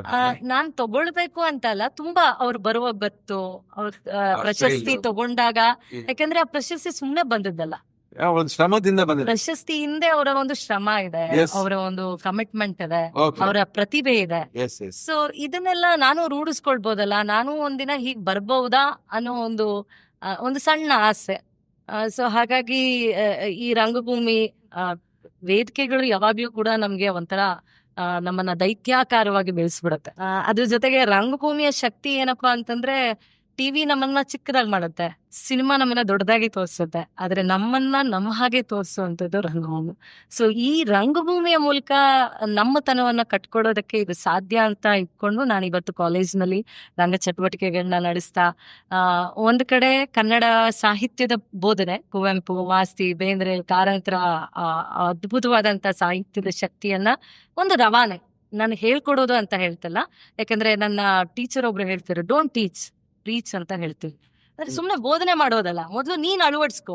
ಯಾಕಂದ್ರೆ ನಾನು 10 ಜನಕ್ಕೆ ಹೇಳುವಾಗ ಈ 3 ಬೆರಳು ನನ್ ಕಡೆ ತೋರಿಸ್ತಾ ಇರುತ್ತಲ್ಲ, ನಾನು ಅದನ್ನ ಅಳವಡಿಸ್ಕೊಂಡಿದ್ದೀನ ಅಂತ. ಸೊ ನನ್ನನ್ನು ನಾನು ಕಂಡ್ಕೊಳ್ಳಕ್ಕೂ ಕೂಡ ಬೋಧನೆಯ ಒಂದು ವೃತ್ತಿ ನನಗೆ ಸಹಾಯ ಮಾಡಿದೆ. ಅದ್ರ ಜೊತೆಗೆ ರಂಗ ಚಟುವಟಿಕೆ, ಕ್ಲಾಸ್ ರೂಮ್ ಅಲ್ಲಿ ಪಾಠ ಮಾಡುವಾಗ ಮೈ ಚಳಿ ಬಿಟ್ಟು ಪಾಠ ಮಾಡಕ್ ಆಗಲ್ಲ. ಅಂದ್ರೆ ತುಂಬಾ ಒಂಥರ ಹೌದಾ, ಯಾಕಂದ್ರೆ ನಮ್ಮನ್ನ ತುಂಬಾ ಕಣ್ಗಳು ನೋಡ್ತಾ ಇರತ್ತೆ. ಹೌದು. ಸ್ವಲ್ಪ ಹಾವಭಾವ ಚೇಂಜ್ ಆದ್ರೂ ಕೂಡ ಅವ್ರು ಗುರುತಿಸ್ಬಿಡ್ತಾರೆ. ಎಸ್ ಆದ್ರೆ ರಂಗಭೂಮಿಲಿ ಹಾಗಲ್ಲ. ನನ್ನಲ್ಲಿರೋ ಅಷ್ಟು ಶಕ್ತಿಯನ್ನ ನಾನು ಹೊರಗೆ ಇಡಬಹುದು. ಸೊ ನನ್ನ ರಂಗ ವಿದ್ಯಾರ್ಥಿಗಳು ಕೂಡ ಸಾಕಷ್ಟು ಒಂಥರ ಒಂದು ಮುಕ್ತ ವಾತಾವರಣ. ಅಲ್ಲಿ ಟೀಚರ್ ಸ್ಟೂಡೆಂಟ್ ಅನ್ನೋ ತರ ಇಲ್ಲ. ಇಂಟ್ರಾಕ್ಷನ್ ಇಲ್ಲ. ಓಕೆ. ಎಲ್ರೂ ಬೆರೆತು ಕಲಿತು ಕಲಿಯುವಂತ ಒಂದು ಜಾಗ ರಂಗಭೂಮಿ. ನಿಮ್ಮ ಅಪ್ಪ ಅಮ್ಮನಿಗೆ ಮಧುರ ಏನಾಗ್ಬೇಕು ಅಂತ ಆಸೆ? ನೀನ್ ಏನ್ ಅನ್ಕೊಂಡಿದ್ಯೋ ನೀನಾಗು. ಈ ಸ್ವಾತಂತ್ರ್ಯನ ನಮ್ಮ ಅಪ್ಪ ಅಮ್ಮ ಕೊಟ್ಟಿದ್ರು ನನಗೆ. ಅದಕ್ಕೇನೆ ನೀವು ಆವಾಗ್ಲೇನೆ ಆ ರಂಗ ಚಟುವಟಿಕೆಗಳಿಗೆ ಭಾಗವಹಿಸಕ್ ಸಾಧ್ಯ ಆಯ್ತು. ಖಂಡಿತ ಸರ್, ಇಲ್ಲಾಂದ್ರೆ ಸಾಧ್ಯನೇ ಇರ್ತಾರಲ್ಲ. ನಿಜ. ಯಾಕಂದ್ರೆ ನನ್ನ ಅನೇಕ ವಿದ್ಯಾರ್ಥಿಗಳ ಒಂದು ಒಡನಾಟದಲ್ಲಿ ನಾನು ನೋಡಿದ್ದೇನೆ. ತುಂಬಾ ಪೇರೆಂಟ್ಸ್ಗಳು ಎಸ್ಪೆಷಲಿ ಹೆಣ್ಮಕ್ಳೆಲ್ಲ ಆಕ್ಟಿಂಗಿಗಾಗ್ಲಿ ಏನಿದು ನಾಟಕ ಮಾಡ್ಕೊಂಡು ಈ ತರದ್ರೆಲ್ಲ ತುಂಬಾ ರೆಸ್ಟ್ರಿಕ್ಷನ್ಸ್ಗಳಾಗ್ತಾರೆ. ಅವಾಗ ನಾನ್ ನಮ್ಮ ಅಪ್ಪ ಅಮ್ಮನಿಗೆ ಥ್ಯಾಂಕ್ಸ್ ಅಪ್ಪ, ಥ್ಯಾಂಕ್ಸ್ ಅಮ್ಮ, ನನಗೆ ಒಂದು ಮುಕ್ತ ವಾತಾವರಣ ಕೊಟ್ರಲ್ಲ. ನಿಜವಾಗ್ಲೂ 5 ವರ್ಷ ನಾನು ಬೆಳಗ್ಗೆ ಯಲಹಂಕದಿಂದ ಹೊರಟ್ರೆ ರಾತ್ರಿ ಬರ್ತಾ ಇದ್ದು ರಿಹರ್ಸಲ್ಸ್ ಎಲ್ಲ ಮುಗಿಸ್ಕೊಂಡು. ಒಂದು ಮಾತು ಕೇಳ್ತಿರ್ಲಿಲ್ಲ ಸರ್. ಜಸ್ಟ್ ಒಂದು ಫೋನ್ ಮಾಡಿ ಹೇಳು ಎಷ್ಟೊತ್ತಾಗತ್ತೆ ಅಂತ. ಈ ತರದ ಒಂದು ಮುಕ್ತ ವಾತಾವರಣ ಕೊಟ್ಟಿದ್ದಕ್ಕೆ ನನಗೆ ಖಂಡಿತ ನನ್ನಲ್ಲಿರೋ ಪ್ರತಿಭೆನ ಕಂಡುಕೊಳ್ಳೋಕೆ ಸಾಧ್ಯ ಆಯ್ತು. ಯಾವ ತರ ಸ್ಟೂಡೆಂಟ್ ನೀವು ಕಾಲೇಜ್ನಲ್ಲಿ? ನಾನು ಫಸ್ಟ್ PUC ಇಂದ ಬರ್ತೀನಿ. ಫಸ್ಟ್ PUC ನಾನು ಆಗ್ಲೇ ಹೇಳಿದ್ನಲ್ಲ ಸರ್, ತುಂಬಾ MES ಕಾಲೇಜ್ ಹೀಗೆ ನೋಡ್ತಾ ಇದೀನಿ. ಕಲ್ ಬಿಲ್ಡಿಂಗ್ ನೋಡ್ತಾ ಇದೀನಿ. ಅಲ್ಲಿರೋ ಪಾಶ್ ವಿದ್ಯಾರ್ಥಿಗಳನ್ನ ನೋಡ್ತಾ ಇದೀನಿ. ಎಲ್ಲೋ ಯಲಹಂಕದ ಮೂಲೆ ಒಂದ್ ಸ್ಕೂಲ್ ನಲ್ಲಿ ಓದ್ದು ಹುಡುಗಿ.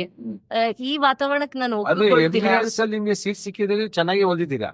ಚೆನ್ನಾಗಿ ಓದಿದೀನಿ. ಆದ್ರೆ ಇಲ್ಲಿ ಒಂದು ನನ್ನಲ್ಲೇ ಒಂದು ಕೀಳರಿಮೆ ಇತ್ತು. ಅಷ್ಟು ದೂರ ಯಲಹಂಕದ, ಅವಾಗ ಯಲಹಂಕ ಇವಾಗಿನ ತರ ಮುಂದುವರೆದಂತ ಜಾಗ ಅಲ್ಲ, ತುಂಬಾ ಐಸೋಲೇಟೆಡ್ ಏರಿಯಾ ತರ. ಸೊ ಅಲ್ಲಿಂದ ಇಲ್ಲಿಗೆ ಬಂದಿದ್ದೀನಿ. ಅಲ್ಲ ಮಕ್ಳ ಹುಡುಗಿಯರೆಲ್ಲ ತುಂಬಾ ಪಾಶ್ ಆಗಿ ಡ್ರೆಸ್ ಹಾಕೊಂಡು ಬರ್ತಾ ಇದಾರೆ, ಬೋಲ್ಡ್ ಆಗಿ ಮಾತಾಡ್ತಾ ಇದಾರೆ, ಗಂಡ್ ಮಕ್ಳ ಜೊತೆ ಎಲ್ಲ ಬೆರಿತಾ ಇದಾರೆ. ನನಗೆ ಅದು ಒಂದು ಹೊಸ ವಾತಾವರಣ, ಹೊಸ ಜಗತ್ತದು. ನಾನಿಲ್ಲಿ ಸರ್ವೈವ್ ಆಗಕ್ ಆಗುತ್ತಾ ಅನ್ನೋ ಒಂದು ಪ್ರಶ್ನೆ ಇದು ಒಬ್ಬರಿಗಲ್ಲ, ಪ್ರತಿ ಒಂದು ಕನ್ನಡದ ಹೆಣ್ಣು ಮಕ್ಕಳು ಅನುಭವಿಸುವಂತ ಯಾತನೆ. ಖಂಡಿತ ಕನ್ನಡದ ಹೆಣ್ಣು ಮಕ್ಕಳು ಅನುಭವಿಸುವಂತ ಯಾತನೆ 30% ಆಸೆ. ಕೀಳಿರಿಮೆ ನಮ್ಮಲ್ಲಿ ತುಂಬಾ ಕೀಳಿರಿಮೆ. ಓಕೆ, ಮುಂದೆ ಸರಿ. ಅದಾದ್ಮೇಲೆ ನಾನು ಮಾಸ್ಟರ್ ಹಿರಣ್ಯ ಅವರ ಕಾರ್ಯಕ್ರಮ ಏನ್ ನೋಡ್ದೆ, ಅದಾದ್ಮೇಲೆ ಒಂದು 15 ದಿನಗಳ ಒಂದು ರಂಗ ಶಿಬಿರ ಏರ್ಪಾಡು ಮಾಡಿದ್ರು MES ಕಾಲೇಜ್ ನಲ್ಲಿ. ಅಲ್ಲಿ ವಿಜಯ ಸುಬ್ರಾಜ್ ಅಂತ, ಶ್ರೀನಿವಾಸ್ ಮೂರ್ತಿ ಸರ್ ಅಂತ ಪ್ರೊಫೆಸರ್ಸ್ ಗಳೆಲ್ಲ ತುಂಬಾ ನಮ್ಗೆ ಪ್ರೋತ್ಸಾಹ ಕೊಟ್ರು. ಆ ರಂಗ ಶಿಬಿರದಲ್ಲಿ ನನಗೆ R ನಾಗೇಶ್ ಅಂತ ಕನ್ನಡ ರಂಗಭೂಮಿಯ ಹೆಸರಾಂತ ನಿರ್ದೇಶಕರವರು, ಅವರ ಒಂದು ಒಡನಾಟದಲ್ಲಿ ನನಗೆ ಒಂದು ನಾಟಕದಲ್ಲಿ ಅಭಿನಯಿಸೋ ಒಂದು ಅವಕಾಶ ಸಿಕ್ತು. ಸೊ ರಂಗಭೂಮಿ ಮೂಲಕ ನನಗೆ ಹೌದು ನಾನು ಈ ಕಾಲೇಜಲ್ಲಿ ಇರ್ಬಹುದು. ನಿಮ್ಗೆ ಈ ಬೇರೆ ಹುಡುಗಿರೆಲ್ಲ ಫ್ರೆಂಡ್ ಆದ್ರ? ಇಲ್ಲ, ಇವ್ರೊಂದ್ 20 ಜನ ಹೇಳ್ತಿದ್ರಿ. ಈ ನಾಟಕದವ್ರ ಕಥೆ ಹೆಂಗೆ ಅಂತ ಹೇಳಿದ್ರೆ ಅವ್ರವ್ರ ಎದುರು ಸೇರಲ್ಲ, ಇವ್ರ ಜೊತೆ ಬೇರೆಯವ್ರು ಬಂದು ಸೇರಲ್ಲ, ಇವ್ರು ಹೋಗೋ ಬೇರೆ ಜೊತೆ ಒಂದು ತಂಡ ಕಟ್ಕೊಂಡ್ಬಿಡ್ತಾರೆ. ಒಂದು 15 ಜನ ಅವರೇ ಕೂತಿರೋದು, ಅವರೇ ಮಾತಾಡೋದು. ಸಮಾನ ಮನಸ್ಕರಲ್ಲ, ಒಂದು ಒಳ್ಳೆ ಗ್ರೂಪ್ ಅಂತ ಸಿಕ್ತು. ಫಸ್ಟ್ ಇಯರ್ ಆದ್ಮೇಲೆ ನಾನು ಆ ಬಹುಮಾನ ಸಿಕ್ತು ಅಂತ ಹೇಳಿದ್ನಲ್ಲ, ಅವಾಗ ನೋಟಿಸ್ ಆಗ್ತಾ ಹೋದ್ರು. ರಂಗವೈಭವದವರು, ಡ್ರಾಮಾ ಹುಡುಗಿ, ಪ್ರೊಫೆಸರ್ಸ್ಗಳು ಕೂಡ ಗುರುತಿಸೋದಕ್ಕೆ ಶುರು ಮಾಡಿದ್ರು.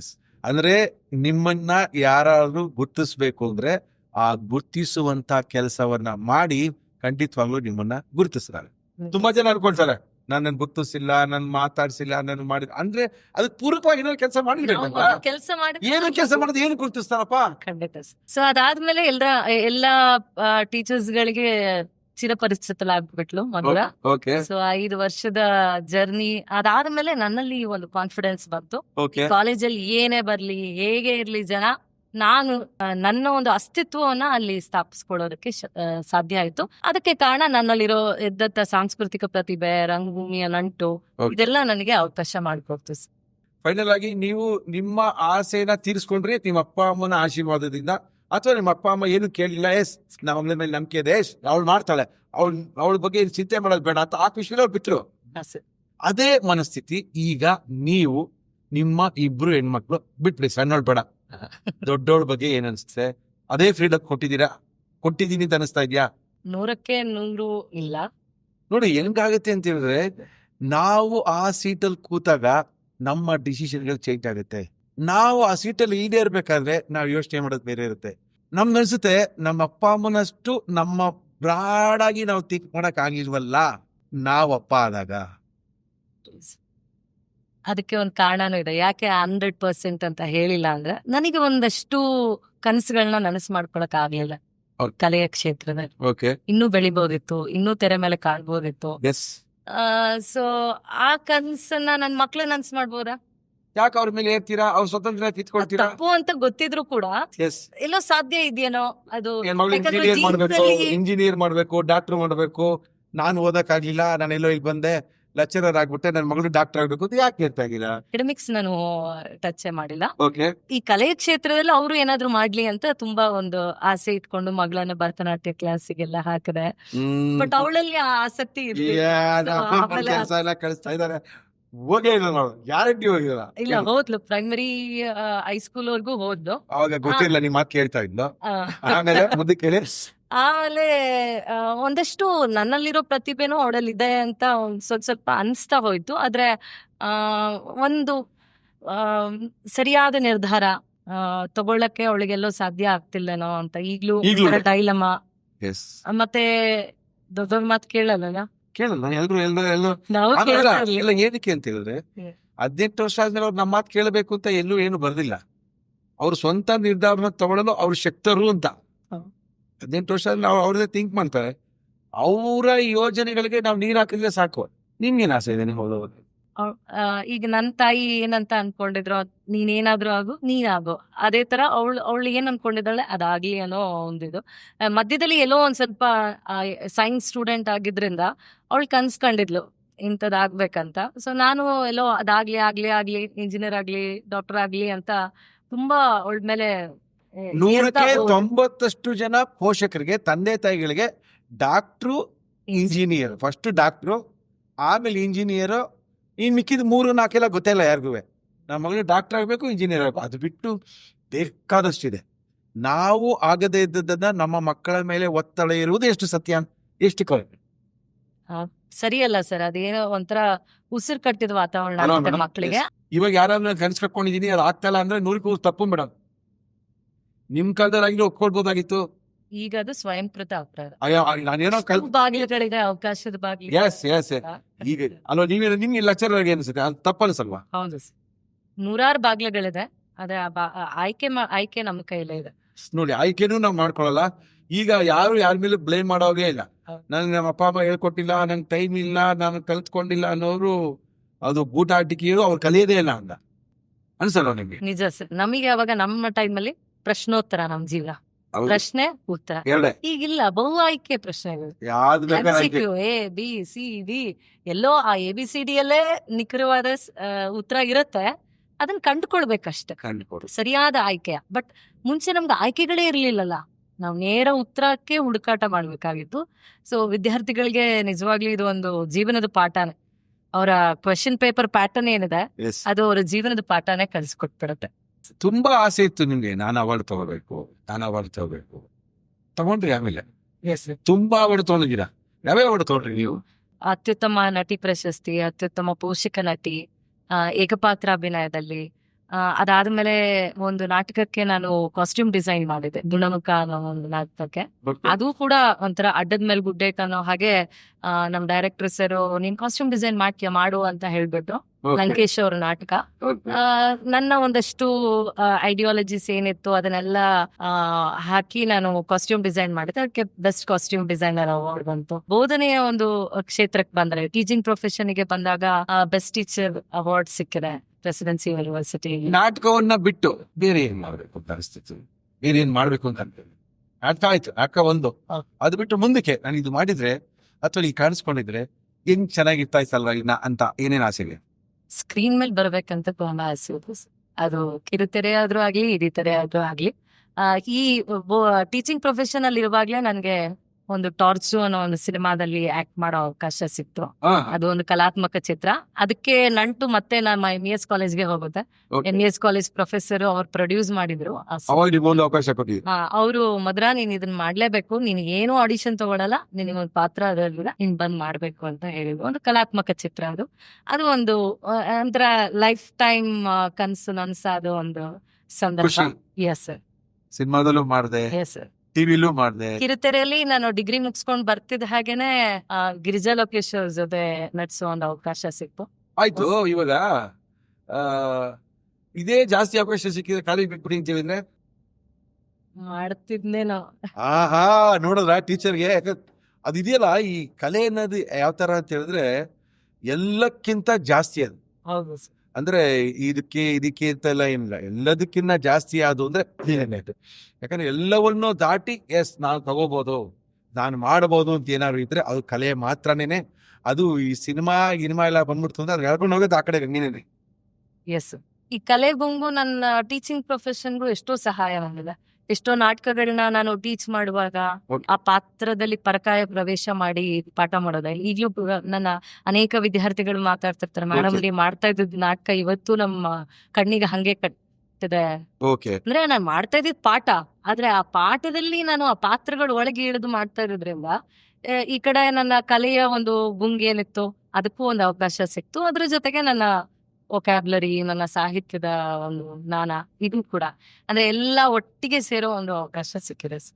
ಈ ನಿಟ್ಟಲ್ಲಿ ಇವಾಗಿನ ಪರಿಸ್ಥಿತಿಗಳಲ್ಲಿ ನಾಟಕ, ಸಿನಿಮಾ ಎಲ್ಲವೂ ಇದೆ. ಹೆಣ್ಮಕ್ಳಿಗೆ ಏನ್ ಹೇಳಕ್ ಇಷ್ಟಪಡ್ತೀನಿ? ಆ, ಹೆಣ್ಮಕ್ಳಿಗೆ ಅವರಿಗೆ ಯಾವ ಕ್ಷೇತ್ರದಲ್ಲಿ ಆಸಕ್ತಿ ಇದೆ ಹ್ಮ್. ಆ ಕ್ಷೇತ್ರದಲ್ಲಿ ತೊಡಗಿಸ್ಕೊಂಡು ದಿಢೀರ್ ಸಕ್ಸಸ್ ಅನ್ನ ನಿರೀಕ್ಷೆ ಮಾಡದೆ ಹ್ಮ್. ನಿರಂತರ ಪರಿಶ್ರಮ ಹಾಕಿ ಆ ಕ್ಷೇತ್ರದಲ್ಲಿ ತೊಡಗಿಸ್ಕೊಂಡ್ರೆ ಖಂಡಿತ ಯಶಸ್ಸು ಸಿಗತ್ತೆ. ನಾನು ಯಾವಾಗ್ಲೂ ಕೂಡ ನನ್ಗೆ ಎಲ್ಲೋ ಸೋಲಾದಾಗ, ನಾನು ಅನ್ಕೊಂಡಿದ್ದು ನನಗೆ ಸಾಧಿಸ್ಕೊಡಕ್ ಆಗ್ತಾ ಇದ್ದಾಗ ನನ್ನಲ್ಲಿ ಒಂದೇ ಒಂದ್ ಮಾತು ನನ್ನ ತಲೆಯಲ್ಲಿ ಬರೋದು, ಗೆದ್ದೇ ಗೆಲ್ಲುವೆ ಒಂದು ದಿನ, ಗೆಲ್ಲಲೇಬೇಕು ಒಳ್ಳೆ ತರ. ಸೊ ಈ ಮಾತನ್ನ, ಇದು ಸಿನಿಮಾ ಹಾಡು ಆಗಿರ್ಬೋದು, ಆದ್ರೆ ಸಿನಿಮಾ ನಮ್ಮ ಮೇಲೆ ತುಂಬಾ ಪ್ರಭಾವ ಬೀರುತ್ತಲ್ಲ ಸರ್. ಎಸ್, ಸೊ ಹಾಗಾಗಿ ಈ ಹಾಡಿನ ಸಾಲು ನನ್ನನ್ನ ಯಾವಾಗ್ಲೂ ನನ್ನನ್ನ ಬೂಸ್ಟ್ ಮಾಡ್ತಾ ಇರುತ್ತೆ, ನನ್ನನ್ನ ಮುಂದೆ ಕರ್ಕೊಂಡು ಹೋಗುತ್ತೆ. ಇನ್ನು ಖಂಡಿತ ಒಂದು ಫೈನ್ ಡೇ ನಾನು ಸ್ಕ್ರೀನ್ ಮೇಲೆ ಕಾಣಿಸ್ಕೊಳ್ತೀನಿ, ನನ್ನ ಕನಸುಗಳೆಲ್ಲ ನನ್ಸಾಗತ್ತೆ. ಇವತ್ತು ನನ್ನ ಮಕ್ಳು ಹೇಳ್ತಾರೆ, ಅಮ್ಮ ಹೌದಮ್ಮ ನೀವು ಸ್ಕ್ರೀನ್ ಟಿವಿಲಿ ಬರ್ಬೇಕು, ಖುಷಿ ಆಗತ್ತೆ ನನ್ಗೆ. ನಾನು ನಿಮ್ಮ ಸಂದರ್ಶನದಲ್ಲಿ ಒಂದ್ಸಲ ಇದನ್ನ ಕೇಳಿದೆ, ನಿಮ್ ಮತ್ತೆ ಆನ್ ಸ್ಕ್ರೀನ್ ಬರೋದಕ್ಕೆ ನಿಮ್ಮ ಮಗ ಕಾರಣ ಅಂತ ನೀವು ಒಂದ್ಸಲ ಹೇಳಿದ್ರೆ. ಹೌದೌದೌದು. ಸೊ ಅಲ್ಲಿಗೆ ನನಗೂ ಲಿಂಕ್ ಆಯ್ತು, ಜೀವನ ಇನ್ನೂ ಬಹುಶಃ ಯಾವತ್ತೋ ಒಂದಿನ ಸುಸಂದರ್ಭ ಬರ್ಬೋದು ಎಸ್, ಅನ್ನೋ ನಿರೀಕ್ಷೆಯಲ್ಲಿ. ಎಸ್. ಈ ನಿರೀಕ್ಷೆಗಳೇ ನಮ್ಮನ್ನ ಮುಂದೆ ಕರ್ಕೊಂಡು ಹೋಗುತ್ತೆ, ನಮ್ಮನ್ನ ಇನ್ನಷ್ಟು ಕೆಲಸ ಮಾಡೋದಕ್ಕೆ ಅವಕಾಶ. ನಮ್ಗೆ ಪ್ರೇರೇಪಿಸುತ್ತೆ ಅಂತ ನನ್ನ ಮನಸ್ಸಿಗೆ. ಓಕೆ, ಹೆಣ್ಮಕ್ಳು ಇವಾಗ ನೀವು ತುಂಬಾ ಜನ ಕಾಲೇಜು ಹೆಣ್ಮಕ್ಳ ಜೊತೆ ಬೆರಿತೀರಿ, ಅವರ ದೈನಂದಿನ ಚಟುವಟಿಕೆಗಳು ಹೆಂಗಿರ್ಬೇಕು? ಕಾಲೇಜ್ ವಿದ್ಯಾರ್ಥಿಗಳ ದೈನಂದಿನ ಚಟುವಟಿಕೆಗಳು ಹೆಂಗಿರ್? ಆಕ್ಟಿವ್ ಆಗಿ ತಾವ್ ಮಾಡೋ ಕೆಲ್ಸದಲ್ಲಿ ಒಂದು ಶ್ರದ್ಧೆ ಇಟ್ಕೊಂಡು ಮಾಡ್ಬೇಕಾಗತ್ತೆ. ಹ್ಮ್. ಹೆಚ್ಚಾಗಿ ಮೊಬೈಲ್ಗೆ ಶರಣಾಗದೆ ನಾನು ಯಾವಾಗ್ಲೂ ಅನ್ಕೊಳ್ಳೋದು, ಸುಮ್ನೆ ಬೇರೆಯವ್ರು ಮಾಡಿದ್ದನ್ನೇ ನೋಡ್ತಾ ನೋಡ್ತಾ ನಾವ್ ಯಾವಾಗ ಕೆಲ್ಸ ಮಾಡೋದು? ಹೌದು, ನೋಡಿ ಪ್ರೇರಣೆ ತಗೊಳ್ಳೋದು ನಿಜ, ಇರ್ಲಿ, ಇರ್ಲಿ. ಖಂಡಿತ ಮೋಟಿವೇಶನ್ ಬೇಕೇ ಬೇಕು. ಓಕೆ, ಇವಾಗ ಎಂತ ಒಬ್ಬ ಸಾಧಕನಾಗ್ಲಿ ಅವನಿಗೆ ಒಂದು ಮೋಟಿವೇಶನ್ ಬೇಕೇ ಬೇಕು. ಯಾವ್ದೋ ವಿಧದ ಮೋಟಿವೇಶನ್ ಬಿದ್ದಿದೆ. ನಿಜ, ಯಾಕಂದ್ರೆ ನಾವು ದಿನ ಬೆಳಗ್ಗೆ ಆದ್ರೆ ನಮ್ಗೆ ಮೋಟಿವೇಶನ್ ಯಾವ್ದು ಅಂತ ಸೂರ್ಯ. ಓಕೆ, ಆ ಸೂರ್ಯನ ಆ ಶತಕೋಟಿ ಕಿರಣ ನಮ್ಮಲ್ಲಿ ಎನರ್ಜಿ ಬೂಸ್ಟ್ ಮಾಡುತ್ತೆ. ಮೋಟಿವೇಶನ್ ಬೇಕು. ಹಾಗಂತ ಆ ಮೋಟಿವೇಶನ್ನೇ ನೋಡ್ಕೊಂಡು ಕೂತ್ಕೊಂಡ್ರೆ ನಾವ್ ಕೆಲ್ಸ ಮಾಡೋದು ಯಾವಾಗ? ಸೊ ಹಾಗಾಗಿ ನಾನು ವಿದ್ಯಾರ್ಥಿನಿಯರಿಗೆ ಮುಖ್ಯವಾಗಿ ಹೇಳುವಂಥದ್ದು, ನೀವ್ ಯಾವುದೇ ಕ್ಷೇತ್ರ ಆಯ್ಕೆ ಮಾಡ್ಕೊಡಿ, ಆ ಕ್ಷೇತ್ರದಲ್ಲಿ ಒಂದು ಶ್ರದ್ಧೆ ಇರ್ಲಿ, ನಿರಂತರ ಪರಿಶ್ರಮ ಇರ್ಲಿ, ಖಂಡಿತ ನೀವು ಗೆಲ್ತೀರಾ. ಎಲ್ಲೋ ಒಂದೊಂದ್ಸಲ ಅನ್ಸುತ್ತೆ, ನಾನೇನೋ ಅನ್ಕೊಂಡೆ, ನಾನೇನೋ ಆದೆ ಅಂತ. ಆದ್ರೆ ನೀವ್ ಏನ್ ಅನ್ಕೊಂಡಿರ್ತೀರ ಒಂದಲ್ಲ ಒಂದು ದಿನ ಆಗ್ತೀರಾ. ಮೇಡಮ್, ಮೊದಲೆಲ್ಲ ನೀವು ಕಾಲೇಜಲ್ಲಿ ಓದ್ಬೇಕು ಅಂದ್ರೆ ಒಂದು ಸ್ಟೇಜ್ ಬೇಕು ಅಂತ ಹೇಳಿದ್ರೆ ಅದಕ್ಕೊಂದು ಸ್ಟೇಜ್ ಹಾಕಿ 300 ಟಿಕೆಟ್ನ ತಗೊಂಡು ಅದನ್ನೆಲ್ಲ ಸೇಲ್ ಮಾಡಿ ಒಂದು ನಾಟಕ ಮಾಡಿ 300 ಜನಕ್ಕೆ ತಲುಪಿಸೋಷ್ಟೊಳಗೆ ಪ್ರಾಣ ಹೋಗ್ಬಿಡ್ತಾ ಇತ್ತು. ಹೌದು. 300 ಜನ ಕಾಸು ಕೊಟ್ಟು ಬರ್ತಾ ಇರ್ಲಿಲ್ಲ. ಥಿಯೇಟ್ರು ಅಂದ್ರೆ ನಾಟಕ ಅಂದ್ರೆ ಜನಗಳು ಮುಂದೆ ಇದ್ರೇನೆ ಅದಕ್ಕೆ ಮಜಾ, ಇವೆಲ್ಲ ಇರ್ತಾ ಇತ್ತು. ಇವತ್ತು ಎಷ್ಟು ಚೇಂಜ್ ಆಗಿದೆ ಅಂದ್ರೆ, ಒಂದು ಕಾಲೇಜ್ ಹುಡುಗಿ ಒಂದು ಮೊಬೈಲ್ ತಗೊಂಡು ಒಂದು ರೀಲ್ಸ್ನ ಮಾಡಿ ಹಾಕಿದ್ರೆ 1 ಲಕ್ಷ ಜನ ಒಂದು 5 ನಿಮಿಷಕ್ಕೆ ನೋಡ್ಬೋದು. ತುಂಬಾ ಬದಲಾವಣೆ ಆಗಿದೆ. ಇದ್ರ ಬಗ್ಗೆ ಏನು ಅನಿಸಿದೆ? ತುಂಬಾ ಅನ್ಕೊಳ್ತಾರೆ ಮೊಬೈಲ್ ನೋಡ್ತಾ ಇರ್ತಾರೆ, ಮೊಬೈಲಿಂದ ತುಂಬಾ ಜನಕ್ಕೆ ಮೊಬೈಲೇ ಜೀವನ ಇವತ್ತು, ತುಂಬಾ ಜನಕ್ಕೆ. 90s ನಾವು ಮೊಬೈಲಲ್ಲಿ ಪಿಕ್ಚರ್ ನೋಡ್ತೀವಿ ಅಂತ ಅನ್ಕೊಂಡಿದ್ವಾ? ಇಲ್ಲ. ಮೊಬೈಲಲ್ಲಿ ಬ್ಯಾಂಕ್ ಮಾಡ್ತೀವಿ ಅನ್ಕೊಂಡಿದ್ವಾ? ಇಲ್ಲ. ಮೊಬೈಲಲ್ಲಿ ಏನಾದ್ರು ತರ್ಸ್ಕೊಳ್ತೀವಿ ಊಟ ಅನ್ಕೊಂಡಿದ್ವಾ? ಇಲ್ಲ. ಇವತ್ತು ಅವೆಲ್ಲವೂ ಸಾಧ್ಯ ಮೊಬೈಲಿಂದ. ಬಟ್ ಎಲ್ರಿಗೂ ಮೊಬೈಲ್ ಬೇಕು. ಬಟ್ ಮೊಬೈಲ್ ಇಟ್ಕೊಂಡೇ ಇರ್ತಾರೆ ಪ್ರತಿಯೊಬ್ಬರು. ಕಾಲೇಜಲ್ಲಿ ತಕ್ಷಣ ಎಲ್ಲರೂ ಮೊಬೈಲೇ. ಮೊಬೈಲ್ ಜೀವನ ನಡೀತಾ ಇರುತ್ತೆ. 1 ನಿಮಿಷಕ್ಕೆ ನೀವು ಮಾಡ್ಬೇಕಾಗಿರೋ ನಾಟಕನ 1 ಲಕ್ಷ ಜನಕ್ಕೆ ತಲುಪಿಸ್ಬೋದು. ಇದೆಲ್ಲ ಫೆಸಿಲಿಟಿ ಅನ್ನಿಸ್ತಾ ಇದೆಯಲ್ಲ ನನಗೆ. ನಿಮ್ಗೆ ಅನಿಸುತ್ತೆ ಇನ್ನೊಂದೇ? ಸರ್, ಟೆಕ್ನಾಲಜಿ ನಿಜವಾಗ್ಲೂ ಇವತ್ತು ಸಾಂಸ್ಕೃತಿಕ ಕ್ಷೇತ್ರಕ್ಕೆ ತುಂಬಾ ಸಹಾಯ ಮಾಡಿದೆ. ಈಗ ನಾವು ನಾಟಕ ಮಾಡ್ತೀವಿ ಅಂತಂದ್ರೆ ಅದನ್ನ ಪಬ್ಲಿಸಿಟಿ ನಾವು ಆನ್ಲೈನ್ ಮಾಡ್ಬೋದು. ಹೌದು. ನಮ್ಮ ಸ್ಟೇಟಸ್ ಗಳಿಗೆ Ticket ನ sale ಮಾಡ್ಬೋದು. ಬುಕ್ ಮೈ ಶೋಲಿ ನಮ್ಮ ಶೋಸ್ಗಳ ಮಾಹಿತಿಗಳನ್ನ ಕೊಡ್ಬೋದು. Okay. ಸೊ ವಿದ್ಯಾರ್ಥಿಗಳಿಗೆ ಇವತ್ತು ತುಂಬಾ ವಿಪುಲವಾದಂತ ಅವಕಾಶ ಇದೆ ಸ್ಟೂಡೆಂಟ್ಸ್ಗಳಿಗೆ ಸಾಂಸ್ಕೃತಿಕ ಕ್ಷೇತ್ರಕ್ಕೆ. ಆದ್ರೆ ಅದನ್ನ ಸರಿಯಾದ ನಿಟ್ಟಿನಲ್ಲಿ ಬಳಸ್ಕೊಂಡು ತಮ್ಮ ಪ್ರತಿಭೆ, ಯಾಕಂದ್ರೆ ಯಾವಾಗ್ಲೂ ಟ್ಯಾಲೆಂಟ್ Yes. ಈಗ ರೀಲ್ಸ್ ಅಲ್ಲಿ ಬೇರೆ ಯಾರೋ ಡೈಲಾಗ್ ಹೇಳಿದನ್ನ ನಾವು ಅನುಕರಣೆ ಮಾಡೋದಕ್ಕಿಂತ ಓಕೆ ನನ್ನಲ್ಲಿಯೋ ಒಂದು ವಾಕ್ಚಾತುರ್ಯನ ತೋರ್ಸೋದಿದೆಯಲ್ಲ, Yes. ಅದು ಬೇರೆದೇ ಮಜಾ ಕೊಡು. ಅನ್ನತ್ತೀರಾ? ಹೌದು. ಸೊ ಹಾಗಾಗಿ ಅಂದ್ರೆ ಟೆಕ್ನಾಲಜಿ ಬಳಸ್ಕೊಂಡು ನನ್ನಲ್ಲಿರೋ ಪ್ರತಿಭೆನ ನಾನು ಹೇಗೆ ಎನ್ಹಾನ್ಸ್ ಮಾಡ್ಕೋಬಹುದು, ಇದನ್ನ ವಿದ್ಯಾರ್ಥಿಗಳು ಅದನ್ನ ಕಲ್ತ್ಕೊಂಡ್ ಬಿಟ್ರೆ, ಅದನ್ನ ಕಲ್ಟಿವೇಟ್ ಮಾಡ್ಕೊಂಡ್ರೆ ಅದ್ಭುತಗಳನ್ನ ಮಾಡ್ಬೋದು. ವಿದ್ಯಾರ್ಥಿ ಜೀವನದಲ್ಲಿ ಈ ಊಟ ತಿಂಡಿ, ಫ್ಯಾಷನ್ನು, ವೆಯ್ಟು, ಹೈಟು ಇವೆಲ್ಲ ತುಂಬಾ ವ್ಯತ್ಯಾಸ ಆಗಿದೆ. ನಿಮ್ಗೆ ಅನಿಸ್ತಿತ್ತು ಅವಾಗ? ನೀವು ಸ್ವಲ್ಪ ಗುಂಡುಗುಡಿ ಇದ್ರಾ? ಮುಂಚೆಯಿಂದಾನು ಹೀಗೆ ಇದ್ದಿದ್ದು. ಓಕೆ. ಸೊ ಅದರಿಂದನೇ ನನಗೆ ಬಹುಶಃ ನನ್ನಲ್ಲಿ ತುಂಬಾ ಇನ್ಫೀರಿಯಾರಿಟಿ ಕಾಂಪ್ಲೆಕ್ಸ್ ಇತ್ತು ಅಂತ ಅನ್ಸುತ್ತೆ. ಎಸ್. ಬಟ್ ಆದ್ರೆ ರಂಗಭೂಮಿ ನನ್ನ ಎಲ್ಲಾ ಇನ್ಫೀರಿಯಾರಿಟಿಯನ್ನ ಹೋಗಿಸ್ಬೋದು. ಅನೇಕ ಬೇರೆ ಬೇರೆ ಪಾತ್ರಗಳನ್ನ ಮಾಡುವಾಗ ನಾನು ದಪ್ಪಕ್ಕಿರೋದೇ ಎಷ್ಟೋ ಸಲ ಸಹಾಯ ಮಾಡ್ತು. ತುಂಬಾ ಮೆಚುರ್ಡ್ ಕ್ಯಾರೆಕ್ಟರ್ಸ್ ಗಳನ್ನ ನಾನು ದಪ್ಪ ಇರೋದಕ್ಕೆ ನನ್ಗೆ ಅವಕಾಶಗಳು ಸಿಕ್ತು. ನೋಡಿ. Yes yes yes. ಯಾಕಂದ್ರೆ ನನ್ನ ಸೀನಿಯರ್ಸ್ ಗಳಿಗೆಲ್ಲ ಸಣ್ಣ ಪುಟ್ಟ ಪಾತ್ರಗಳು, ನಾನು ಆಗ್ತಾನೆ ಫ್ರೆಶರ್ ರಂಗಭೂಮಿಗೆ, ಓಕೆ. ನನಗೆ ಒಂದು ಮೇಜರ್ ಕ್ಯಾರೆಕ್ಟರ್ ಗಾಂಧಾರಿ ಪಾತ್ರ ಸಿಕ್ಬಿಡ್ತು. ಸೊ ನಾನು ಅಷ್ಟು ದಿನ ಏನ್ ಅನ್ಕೊಂಡಿದ್ದು, ಅಯ್ಯೋ ನಾನ್ ದಪ್ಪ ಇದೀನಿ, ನನ್ ಕ್ಯಾಮ್ರಾ ಮುಂದೆ ಹೆಂಗ್ ಕಾಣಿಸ್ಕೊಡುದು, ಸ್ಟೇಜ್ ಮೇಲೆ ಹೆಂಗ್ ಹೋಗೋದು, ಈ ತರ ಇನ್ಫೀರಿಯಾರಿಟಿ ಇತ್ತು. ದಪ್ಪ ಇಂದ ಸಣ್ಣ ಆಗೋದಕ್ಕೆ ಏನೆಲ್ಲ ಮಾಡಿ ನಾನು ಎಷ್ಟೋ ಸಲ ಅನ್ಕೊಂಡಿದ್ದೇನೆ. ದೇವ್ರ ಹತ್ರ ಏನೇನೋ ಹೊರ ಕೇಳ್ತಾನೆ. ನಾನು ಹೈಸ್ಕೂಲ್ ಅಲ್ಲಿ ಇದ್ದಾಗ ದೇವ್ರ ಹತ್ರ ಹೊರ ಕೇಳಿದೆ, ಅಪ್ಪ ದೇವ್ರೆ ನಾನು ಸಣ್ಣ ಮಾಡು. ಈ ತರದ ಒಂದು ಇನ್ಫೀರಿಯಾರಿಟಿ ಇಟ್ಕೊಂಡಿದೆ ನನ್ನ Okay. ದೇಹದ ಬಗ್ಗೆ. ಓಕೆ. ಆದ್ರೆ ರಂಗಭೂಮಿಲಿ ಇಲ್ಲ, ನೀನ್ ಈ ದೇಹನ ಇಟ್ಕೊಂಡು ನೀನ್ ಕಾನ್ಫಿಡೆಂಟ್ ಆಗಿದ್ರೆ ನೀನ್ ಏನ್ ಬೇಕಾದ್ರೂ ಮಾಡ್ಬೋದು ಅನ್ನೋದನ್ನ ತೋರಿಸ್ಕೊಡ್ತು. ಸೊ ಅದಾದ್ಮೇಲೆ ಬರ್ತಾ ಬರ್ತಾ ಬರ್ತಾ ನನ್ನ ಸೆಲ್ಫ್ ಕಾನ್ಫಿಡೆನ್ಸ್ ಬಿಲ್ಡ್ ಆಗ್ತಾ ಹೋಯ್ತು. ಇದು ಮರ್ತೇ ಹೋಯ್ತು. ನಾನು ಅದಕ್ಕೆ ಇವತ್ತು ಕಾಲೇಜಲ್ಲೂ ಕೂಡ ವಿದ್ಯಾರ್ಥಿಗಳಿಗೆ ಹೇಳೋದು, ನಿಮ್ಮ ಹೈಟು, ವೆಯ್ಟು, ಕಲರು ಇದು ಯಾವುದು ಮ್ಯಾಟರೇ ಅಲ್ಲ. ನಿಮ್ಗೆ Okay. ಪ್ರತಿಭೆ ಇದೆಯಾ, ಓಕೆ. ಖಂಡಿತ ನೀವು ಮುಂದೆ ಬಂದೇ ಬರ್ತಾರೆ. ಓಕೆ. ಅಂದ್ಬಿಡಿ, ಪ್ರತಿಭೆ ಇದ್ರೆ ಬರ್ತಾರೆ. ಕಾಲೇಜ್ ಹುಡುಗಿರು ಏನ್ ಊಟ ಮಾಡ್ಬೇಕು, ಏನ್ ತಿನ್ಬೇಕು, ಏನ್ ತಿನ್ಬಾರ್ದು, ನೀವು ಲೆಕ್ಚರ್ ನಿಮ್ಮ ಹತ್ರ ಎಲ್ಲ ಕೇಳ್ಬೋದು. ಪೌಷ್ಟಿಕವಾದಂತ ಆಹಾರ. ಇವತ್ತು ಈಟಿಂಗ್ ಹ್ಯಾಬಿಟ್ಸ್ ತುಂಬಾ ಚೇಂಜಸ್ ಆಗ್ಬಿಟ್ಟವೆ ಸರ್. ಓಕೆ. ನಮ್ ಜನಪದರಲ್ಲಿ ಒಂದು ಗಾದೆ ಮಾತು ಹೇಳ್ತಾರೆ, ಒಂದೊತ್ತು ತಿಂದವನು ಯೋಗಿ ಅಂತೆ, ಎರಡೊತ್ತು ತಿಂದವನು ಭೋಗಿ ಅಂತೆ, ಮೂರೊತ್ತು ತಿಂದವನು ರೋಗಿ ಅಂತೆ, ನಾಲ್ಕೊತ್ತು ತಿಂದವನು ಎತ್ಕೊಂಡ್ ಭೋಗಿ ಅಂತೆ. ಸೊ ನಮ್ಮನ್ನ ನಾವು ಯಾವ ಕ್ಯಾಟಗರಿ ಇದ್ದೀವಿ ಅನ್ನೋದನ್ನ ನಮ್ಮನ್ನ ನಾವು ಪ್ರಶ್ನೆ ಮಾಡ್ಕೋಬೇಕು. ಈಗೆಲ್ಲ 3 ಸಲ 4 ಸಲ ಇಲ್ಲ ಸುಮ್ನೆ ಬಾಯ್ ಆಡಿಸ್ತಾರೆ. ಏನಿಲ್ಲ ಅಂದ್ರು ಚಿಪ್ಸ್ ತಗೋ, ಏನಿಲ್ಲ ಅಂದ್ರು ಏನೋ ಒಂದು ಕುರುಕ್ಲು ತಿಂಡಿ ತಗೋ. ಈ ವಾಟ್ ವಿ ಆರ್, ನಾವ್ ಏನಿದ್ದೀವಿ ಅನ್ನೋದು, ನಾವ್ ಏನ್ ತಿಂತೀವಿ ಅನ್ನೋದ್ರ ಮೇಲೆ ಡಿಪೆಂಡ್ ಆಗಿದೆ.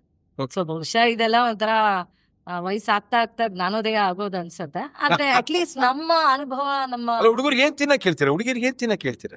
ಹೆಲ್ದಿ ಫುಡ್ ಏನಾದ್ರೂ ಆಗ್ಲಿ, ಹಣ್ಣು ತರಕಾರಿ, ಭಗವಂತ ಪೌಷ್ಟಿಕವಾದಂತ ಆಹಾರನ ಸಾಕಷ್ಟು ಕೊಟ್ಟಿದ್ದಾರೆ. ಅದ್ರ ಕಡೆಗೆ ನಾವು ಹೋದ್ರೆ ಖಂಡಿತ ಆರೋಗ್ಯವಾದಂತ ಜೀವನ ನಡೆಸಬಹುದು. ಸಿನಿಮಾ ನೋಡ್ತೀರಾ ಟೀಚರ್? ಯಾವ ಸಿನಿಮಾ ಜಾಸ್ತಿ ನೋಡ್ತೀರಾ? ಎಲ್ಲಾ ಸಿನಿಮಾ ಇಂಥದ್ದೇ ಅಂತ ಇಲ್ಲ, ಎಲ್ಲಾ ಜಾನರ್, ಎಲ್ಲಾ ಭಾಷೆ. ಸಿನಿಮಾ ಅಂದ್ರೆ ಮುಂಚೆಯಿಂದನೂ ಹುಚ್ಚು ಸರ್.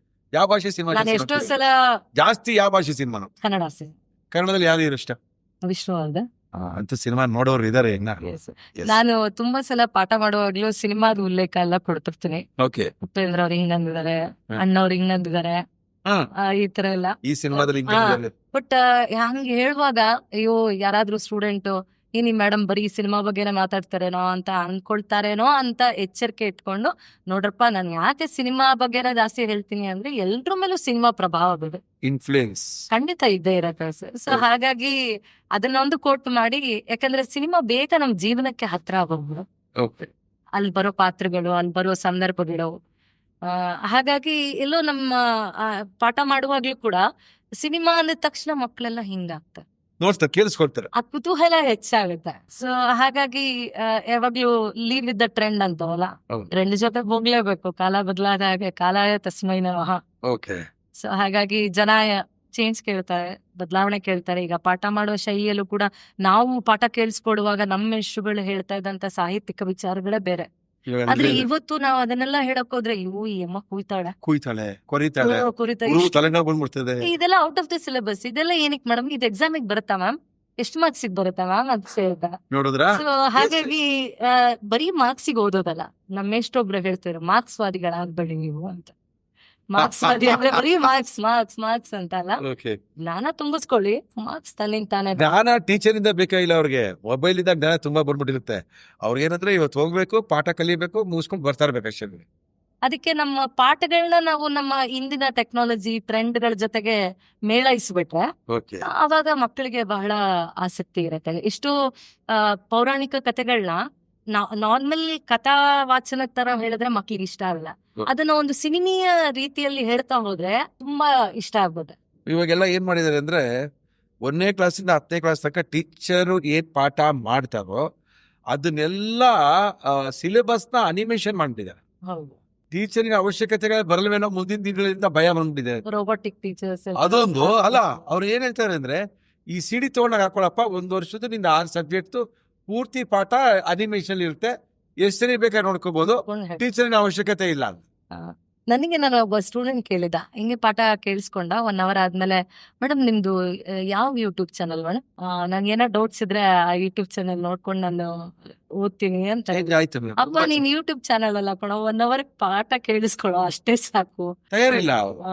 1 ಅವರ್ ಯಾಕೆ ವೇಸ್ಟ್ ಮಾಡ್ಬೇಕು ಅಂದ್ರೆ, ಟೀಚರ್ ಟೈಮ್ ಅಲ್ಲೂ ನಾನೇ ಪಾಠ ಕೇಳ್ಬೇಕು, ನಾನ್ ಫ್ರೀ ಆದಾಗ ಟೀಚರ್ ಕೇಳಬ ಅಂತ. ಅದೇ ತುಂಬಾ ಚೇಂಜ್ ಆಗಿದೆ. ಹೌದು. ಫೈನಲ್ ಇಯರ್ ಅಲ್ಲಿ ತುಂಬಾ ಹೆಣ್ಮಕ್ಳು ಓದ್ತಾ ಇರ್ತಾರೆ. ಹೌದು. ಫೈನಲ್ ಇಯರ್ ಆದ ತಕ್ಷಣ ನೆಕ್ಸ್ಟ್ ಏನು ಅನ್ನೋದು ದೊಡ್ಡ ಕ್ವಶನ್ ಮಾರ್ಕು ಪ್ರತಿಯೊಂದು ಹೆಣ್ಮಕ್ಳು. ನಾನು ಏನ್ ಮಾಡ್ಬೇಕು ಎಲ್ರಿಗೂ ಅಂದ್ರೆ, ಇವಾಗ ಸ್ವಲ್ಪದಲ್ಲಿ ಜನಕ್ಕೆ ಬದಲಾವಣೆ ಗಾಳಿ ಬೀಸ್ತಾ ಇರ್ಬೋದು. ಮದುವೆ ಮಾಡ್ಕೊಳ್ಳೋದು ಬೇಡ, ಇವಾಗಲೇ ಇನ್ನೇನೋ ಮಾಡ್ಬೇಕು, ಸೆಟ್ಲ್ ಆಗ್ಬೇಕು ಅಂತ. ಆ ಸೆಟ್ಲ್ ಅಂದ್ರೆ ಏನು? What is that? ಡಿಗ್ರಿ ಆದ್ಮೇಲೆ ಏನ್ ಮಾಡ್ಬೇಕು ನಿಮ್ಮ ಪ್ರಕಾರ? ಈಗ ನಾನ್ ನೋಡಿರೋ ಹಾಗೆ ವಿದ್ಯಾರ್ಥಿಗಳು ಡಿಗ್ರಿ ಮುಗಿದ ತಕ್ಷಣ ಸಂಪಾದನೆ, ಹಣ ಸಂಪಾದನೆ ಮಾಡ್ಬೇಕು, ಒಂದ್ ಒಳ್ಳೆ ಕೆಲಸ ಹಿಡಿಬೇಕು, ಇದ್ರ ಕಡೆಗೆ ಕಾನ್ಸಂಟ್ರೇಟ್ ಮಾಡ್ತಿದಾರೆ. ಹೌದು, ನಿಜ. ನಾವೆಲ್ಲ ಮಾಡೋದು ಹೊಟ್ಟೆಗೆ ದಾಸರೇ ಹೇಳ್ಬಿಟ್ಟಿದ್ದಾರೆ. ಆದ್ರೆ ಇದ್ರ ಜೊತೆಗೆ ಆ ಹಣ ಸಂಪಾದನೆಗೆ ನಮಗೆ ಬೇಕಾಗಿರೋ ಒಂದು ಹೋಮ್ವರ್ಕ್ ಏನು, ಒಂದು ನಾಲೆಡ್ಜ್. ಯಾವತ್ತೂ ಕೂಡ ಸರ್ ಜ್ಞಾನನ ಯಾರು ಕಸಿದ್ ಕೊಡಕ್ಕಾಗಲ್ಲ.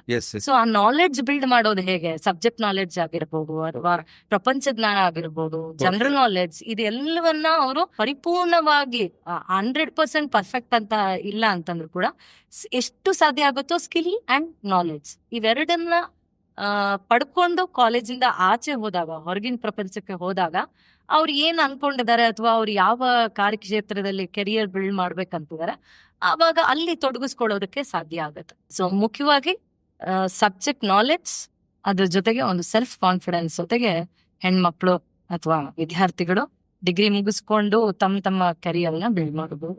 ನಮ್ಮ ಕಾರ್ಯಕ್ರಮದ ಹೆಸರು ಫಿಯರ್ಲೆಸ್ ಫೌಂಡ್ ಹೌಂಡ್. ಫಿಯರ್ಲೆಸ್ ಅಂದ್ರೆ ನಿರ್ಭಯ. ಹೆಣ್ಮಕ್ಳಲ್ಲಿ ನಿರ್ಭಯ ಇದ್ರೆ ಒಳ್ಳೇದ, ಇರ್ಬೇಕಾ ಇರ್ಬಾ?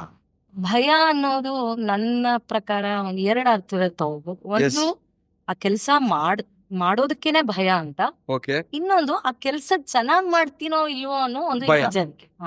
ಸೊ ಈ ತರದ್ ಹಿಂಜರಿಕೆ ತುಂಬಾ ಜಾಸ್ತಿ ಇದೆ ಹೆಣ್ಮಕ್ಳಿಗೆ. ಅದ್ರಲ್ಲಿ ಏನಾದ್ರು ನೀವು ಹೆಣ್ಮಕ್ಳಿಗೆ ಹೇಳ್ಬೇಕಾದದ್ದು ಏನಾದ್ರು ಇದ್ರೆ ಹಿಂಜರಿಕೆ ಬಗ್ಗೆ ಹೇಳ್ಬೋದು. ನೀವ್ ಏನ್ ಕೆಲಸ ಮಾಡ್ಬೇಕಂತ ಹೊರಟಿದ್ರ, ನಾನು ಆಗ್ಲೇ ಹೇಳಿದೆ ಭಯ ಇದ್ದೇ ಇರತ್ತೆ. ನನಗ್ ಭಯಾನೇ ಇಲ್ಲ ಅಂತ ಹೇಳೋ ಎಂತ ಎಷ್ಟೋ ನಾನು ಇಂಟರ್ವ್ಯೂಸ್ಗಳು, ತುಂಬಾ ಸೆಲೆಬ್ರಿಟೀಸ್ಗಳದ್ದು, ದೊಡ್ಡ ವ್ಯಕ್ತಿಗಳನ್ನ ಒಂದು ಇಂಟರ್ವ್ಯೂಸ್ಗಳನ್ನ ನಾನು ಕೇಳ್ಕೊಂಡಿರುವಾಗ ಎಂಥದ್ದೇ ಒಂದು ದೊಡ್ಡ ಕೆಲ್ಸಕ್ಕೆ ಕೈ ಹಾಕುವಾಗ್ಲೂ ಒಂದ್ ಭಯ ಇದ್ದೇ ಇರತ್ತೆ.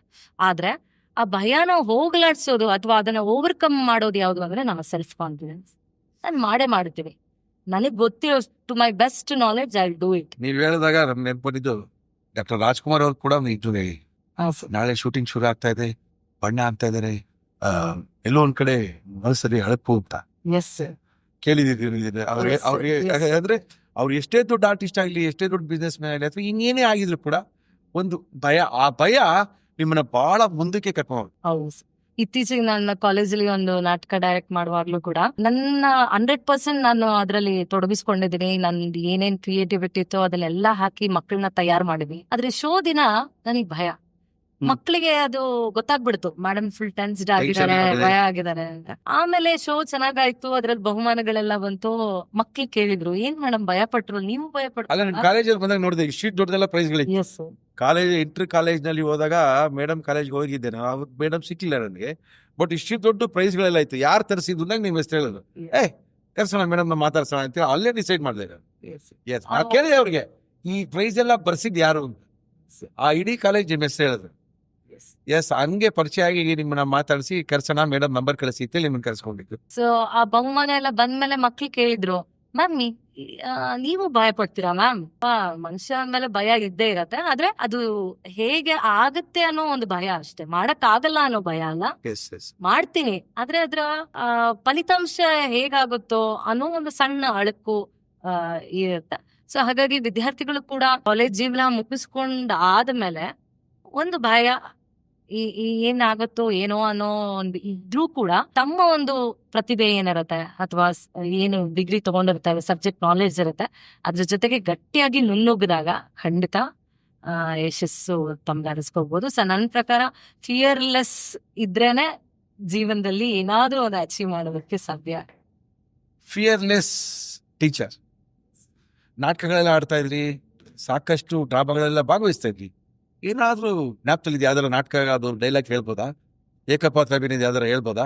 ಎಸ್ ಹೇಳ್ಬೋದಾ? ಅಂದ್ರೆ ಅಥವಾ ಹಾಡು ರಂಗಭೂಮಿಗೆ ಸಂಬಂಧಪಟ್ಟಾಗೆ ಎಸ್ ಏನಾದ್ರೂ ಆಡ್ಬೋದು ಅಂದ್ರೆ ನಾವು ಕೇಳ್ಬೋದು. Okay sir. ನನಗೆ ನನ್ನ ಗುರುಗಳ ಪ್ರಭಾವ ತುಂಬಾ ನನ್ನ ಮೇಲೆ ಆಗಿದೆ. ಬಹುಶಃ ಈ ಫಿಯರ್ಲೆಸ್ ಅನ್ನೋ ನಿಮ್ಮ ಹೆಸರು ಏನ್ ಕೇಳಿದೆ, ಓಕೆ ನಾನು ಇದಕ್ಕೆ ಯೋಗ್ಯಳ, ಯಾಕಂದ್ರೆ ನನಗೆ ತುಂಬಾ ಭಯ. ಆದ್ರೆ ರಂಗದ ಮೇಲೆ ಬಂದಾಗ ನನ್ನಲ್ಲಿರೋ ಹಿಂಜರಿಕೆ ಎಲ್ಲ ಹೊರಟೋಗ್ಬಿಡುತ್ತೆ. ಹೌದು. ಅದೇನಂತ ಗೊತ್ತಿಲ್ಲ, ಬಹುಶಃ ನನ್ನ ಒಳಗಿರೋ ಶಕ್ತಿ ಏನೋ, ನನ್ನ ಎಸ್ ಎಸ್ ಪ್ರತಿಭೆ ಎಸ್ ಏನೋ. ಎಸ್ ಎಸ್ ಸೊ ಹಾಗಾಗಿ ಅಂತ ಮೊನ್ನೆ ತಾನೇ ನಾವು ಗುರು ಪೂರ್ಣಿಮೆಯನ್ನ ಇಸ್ಕೊಂಡ್ ಬಂದಿದೀವಿ. ಓಕೆ ಸೊ ಆ ಎಲ್ಲ ಗುರುಗಳಿಗೆ ಸಮರ್ಪಿಸ್ತಾ ಇದೊಂದು ಎಸ್ ಮೇಡಮ್ ರಂಗಗೀತೆ. Yes madam. ಬೆವರಿಳಿಸಿ ಗಳಿಸಿದ ಒಂದು ಕಾಸು, ಸಿಕ್ಕ ಹತ್ತಕ್ಕಿಂತ ಮಿಗಿಲೆಂಬುದ ಕಲಿಸು. ಸೋಲು ಗೆಲುವಿನಲ್ಲಿ ಸಮಚಿತ್ತದಿಂದಿರಲು, ಶತ್ರುಗಳಿಗೂ ಸನ್ಮಿತ್ರನಾಗಿರಲು ಕಲಿಸು. ಹಸಿರು ಮಲೆಯಲಿನ ಧ್ಯಾನಿಸುವುದ ಕಲಿಸು, ಜಾಣನಾಗಲು ಕಲಿಸು. ಕಲಿಸು ಗುರುವೇ ಕಲಿಸು, ಕಲಿಸು ಸದ್ಗುರುವೇ ನೀ ಕಲಿಸು. ಎಸ್ ಎಸ್ ಥ್ಯಾಂಕ್ ಯು ಗುರುಗಳೇ. ನಮ್ಮ ಇವತ್ತಿನ ಕಾರ್ಯಕ್ರಮ ಬಂತು. ಸಾಕಷ್ಟು ವಿದ್ಯಾರ್ಥಿಗಳಾಗಿರ್ಬೇಕು, ವಿದ್ಯಾರ್ಥಿನಿಯರು ಹೇಗಿದ್ರೆ ಹೇಗೆ ಬದುಕ್ಬೋದು, ಜೀವನ ಯಾವ ರೀತಿ ರೂಢಿಸ್ಕೋಬಹುದು ಅಂತ ಹೇಳ್ಕೊಟ್ಟಿದ್ದೀರಿ. ನಮ್ಮ ಇವತ್ತಿನ ಕಾರ್ಯಕ್ರಮ ಫಿಯರ್ಲೆಸ್ ಫೌಂಡರ್ ಬಂದಂತ ನಿಮಗೆ ಧನ್ಯವಾದಗಳು. Thank you madam, thank you thank you thank you. ನೋಡಿದ್ರಲ್ಲ ಟೀಚರ್ ಅವ್ರು ಏನು ಹೇಳಿದ್ರು, ಮಧುರ ಟೀಚರ್ ಅವ್ರು ಏನು ಹೇಳಿದ್ರು. ಅವ್ರ ಅಪ್ಪ ಅಮ್ಮ ಹೇಳ್ತಾ ಇದ್ರು, ಕಲ್ತ್ಕೋ, ಮಾಡು, ನೀನು ಚೆನ್ನಾಗಿ ಮಾಡ್ತಿದ್ಯಾ, ಇದನ್ನು ಕಲಿ ಅಂತ ಹೇಳಿದ್ರು. ಅವ್ರು ಅದನ್ನು ಕಲ್ತ್ಕೊಂಡ್ರು, ಟೀಚರ್ ಆದರು, ನಾಟಕ ರಂಗದಲ್ಲೂ ಕೂಡ ಒಳ್ಳೆ ಹೆಸರು ಮಾಡಿದ್ರು. ತುಂಬ ಜನ ವಿದ್ಯಾರ್ಥಿಗಳನ್ನ ತಯಾರು ಮಾಡ್ತಾ ಇದ್ದಾರೆ. ಇದೇ ಥರ ನೀವು ಕೂಡ ನಿಮ್ಮ ಜೀವನದಲ್ಲಿ ನಿಮ್ಮ ಆಸೆಗಳನ್ನು ನಿಮ್ಮ ತಂದೆ ತಾಯಿ ಆಸೆಯ ಜೊತೆಗೆ ಮರ್ಜ್ ಮಾಡ್ಕೊಳ್ಳಿ. ಅವ್ರಿಗೇನು ಬೇಕು, ನೀವೇನು ಮಾಡಬೇಕು ಅಂತ ಕೂತು ಚರ್ಚೆಯನ್ನು ಮಾಡಿ ನಿಮ್ಮ ಜೀವನವನ್ನು ರೂಪಿಸ್ಕೊಳ್ಳಿ ಅಂತ ತಿಳಿಸಿ ನಮ್ಮ ಇವತ್ತಿನ ಫಿಯರ್ಲೆಸ್ ಫೌಂಡರ್ ಕಾರ್ಯಕ್ರಮ ಮುಗಿಸ್ತಾ ಇದ್ದೀವಿ. ಮತ್ತೊಬ್ಬ ದಿಟ್ಟ ಹೋರಾಟ ಸಾಧಕಿ ಮಹಿಳೆಯರೊಂದಿಗೆ ಮತ್ತೆ ಭೇಟಿ ಆಗ್ತೀನಿ. ಅಲ್ಲಿವರೆಗೂ ನಮಸ್ಕಾರ.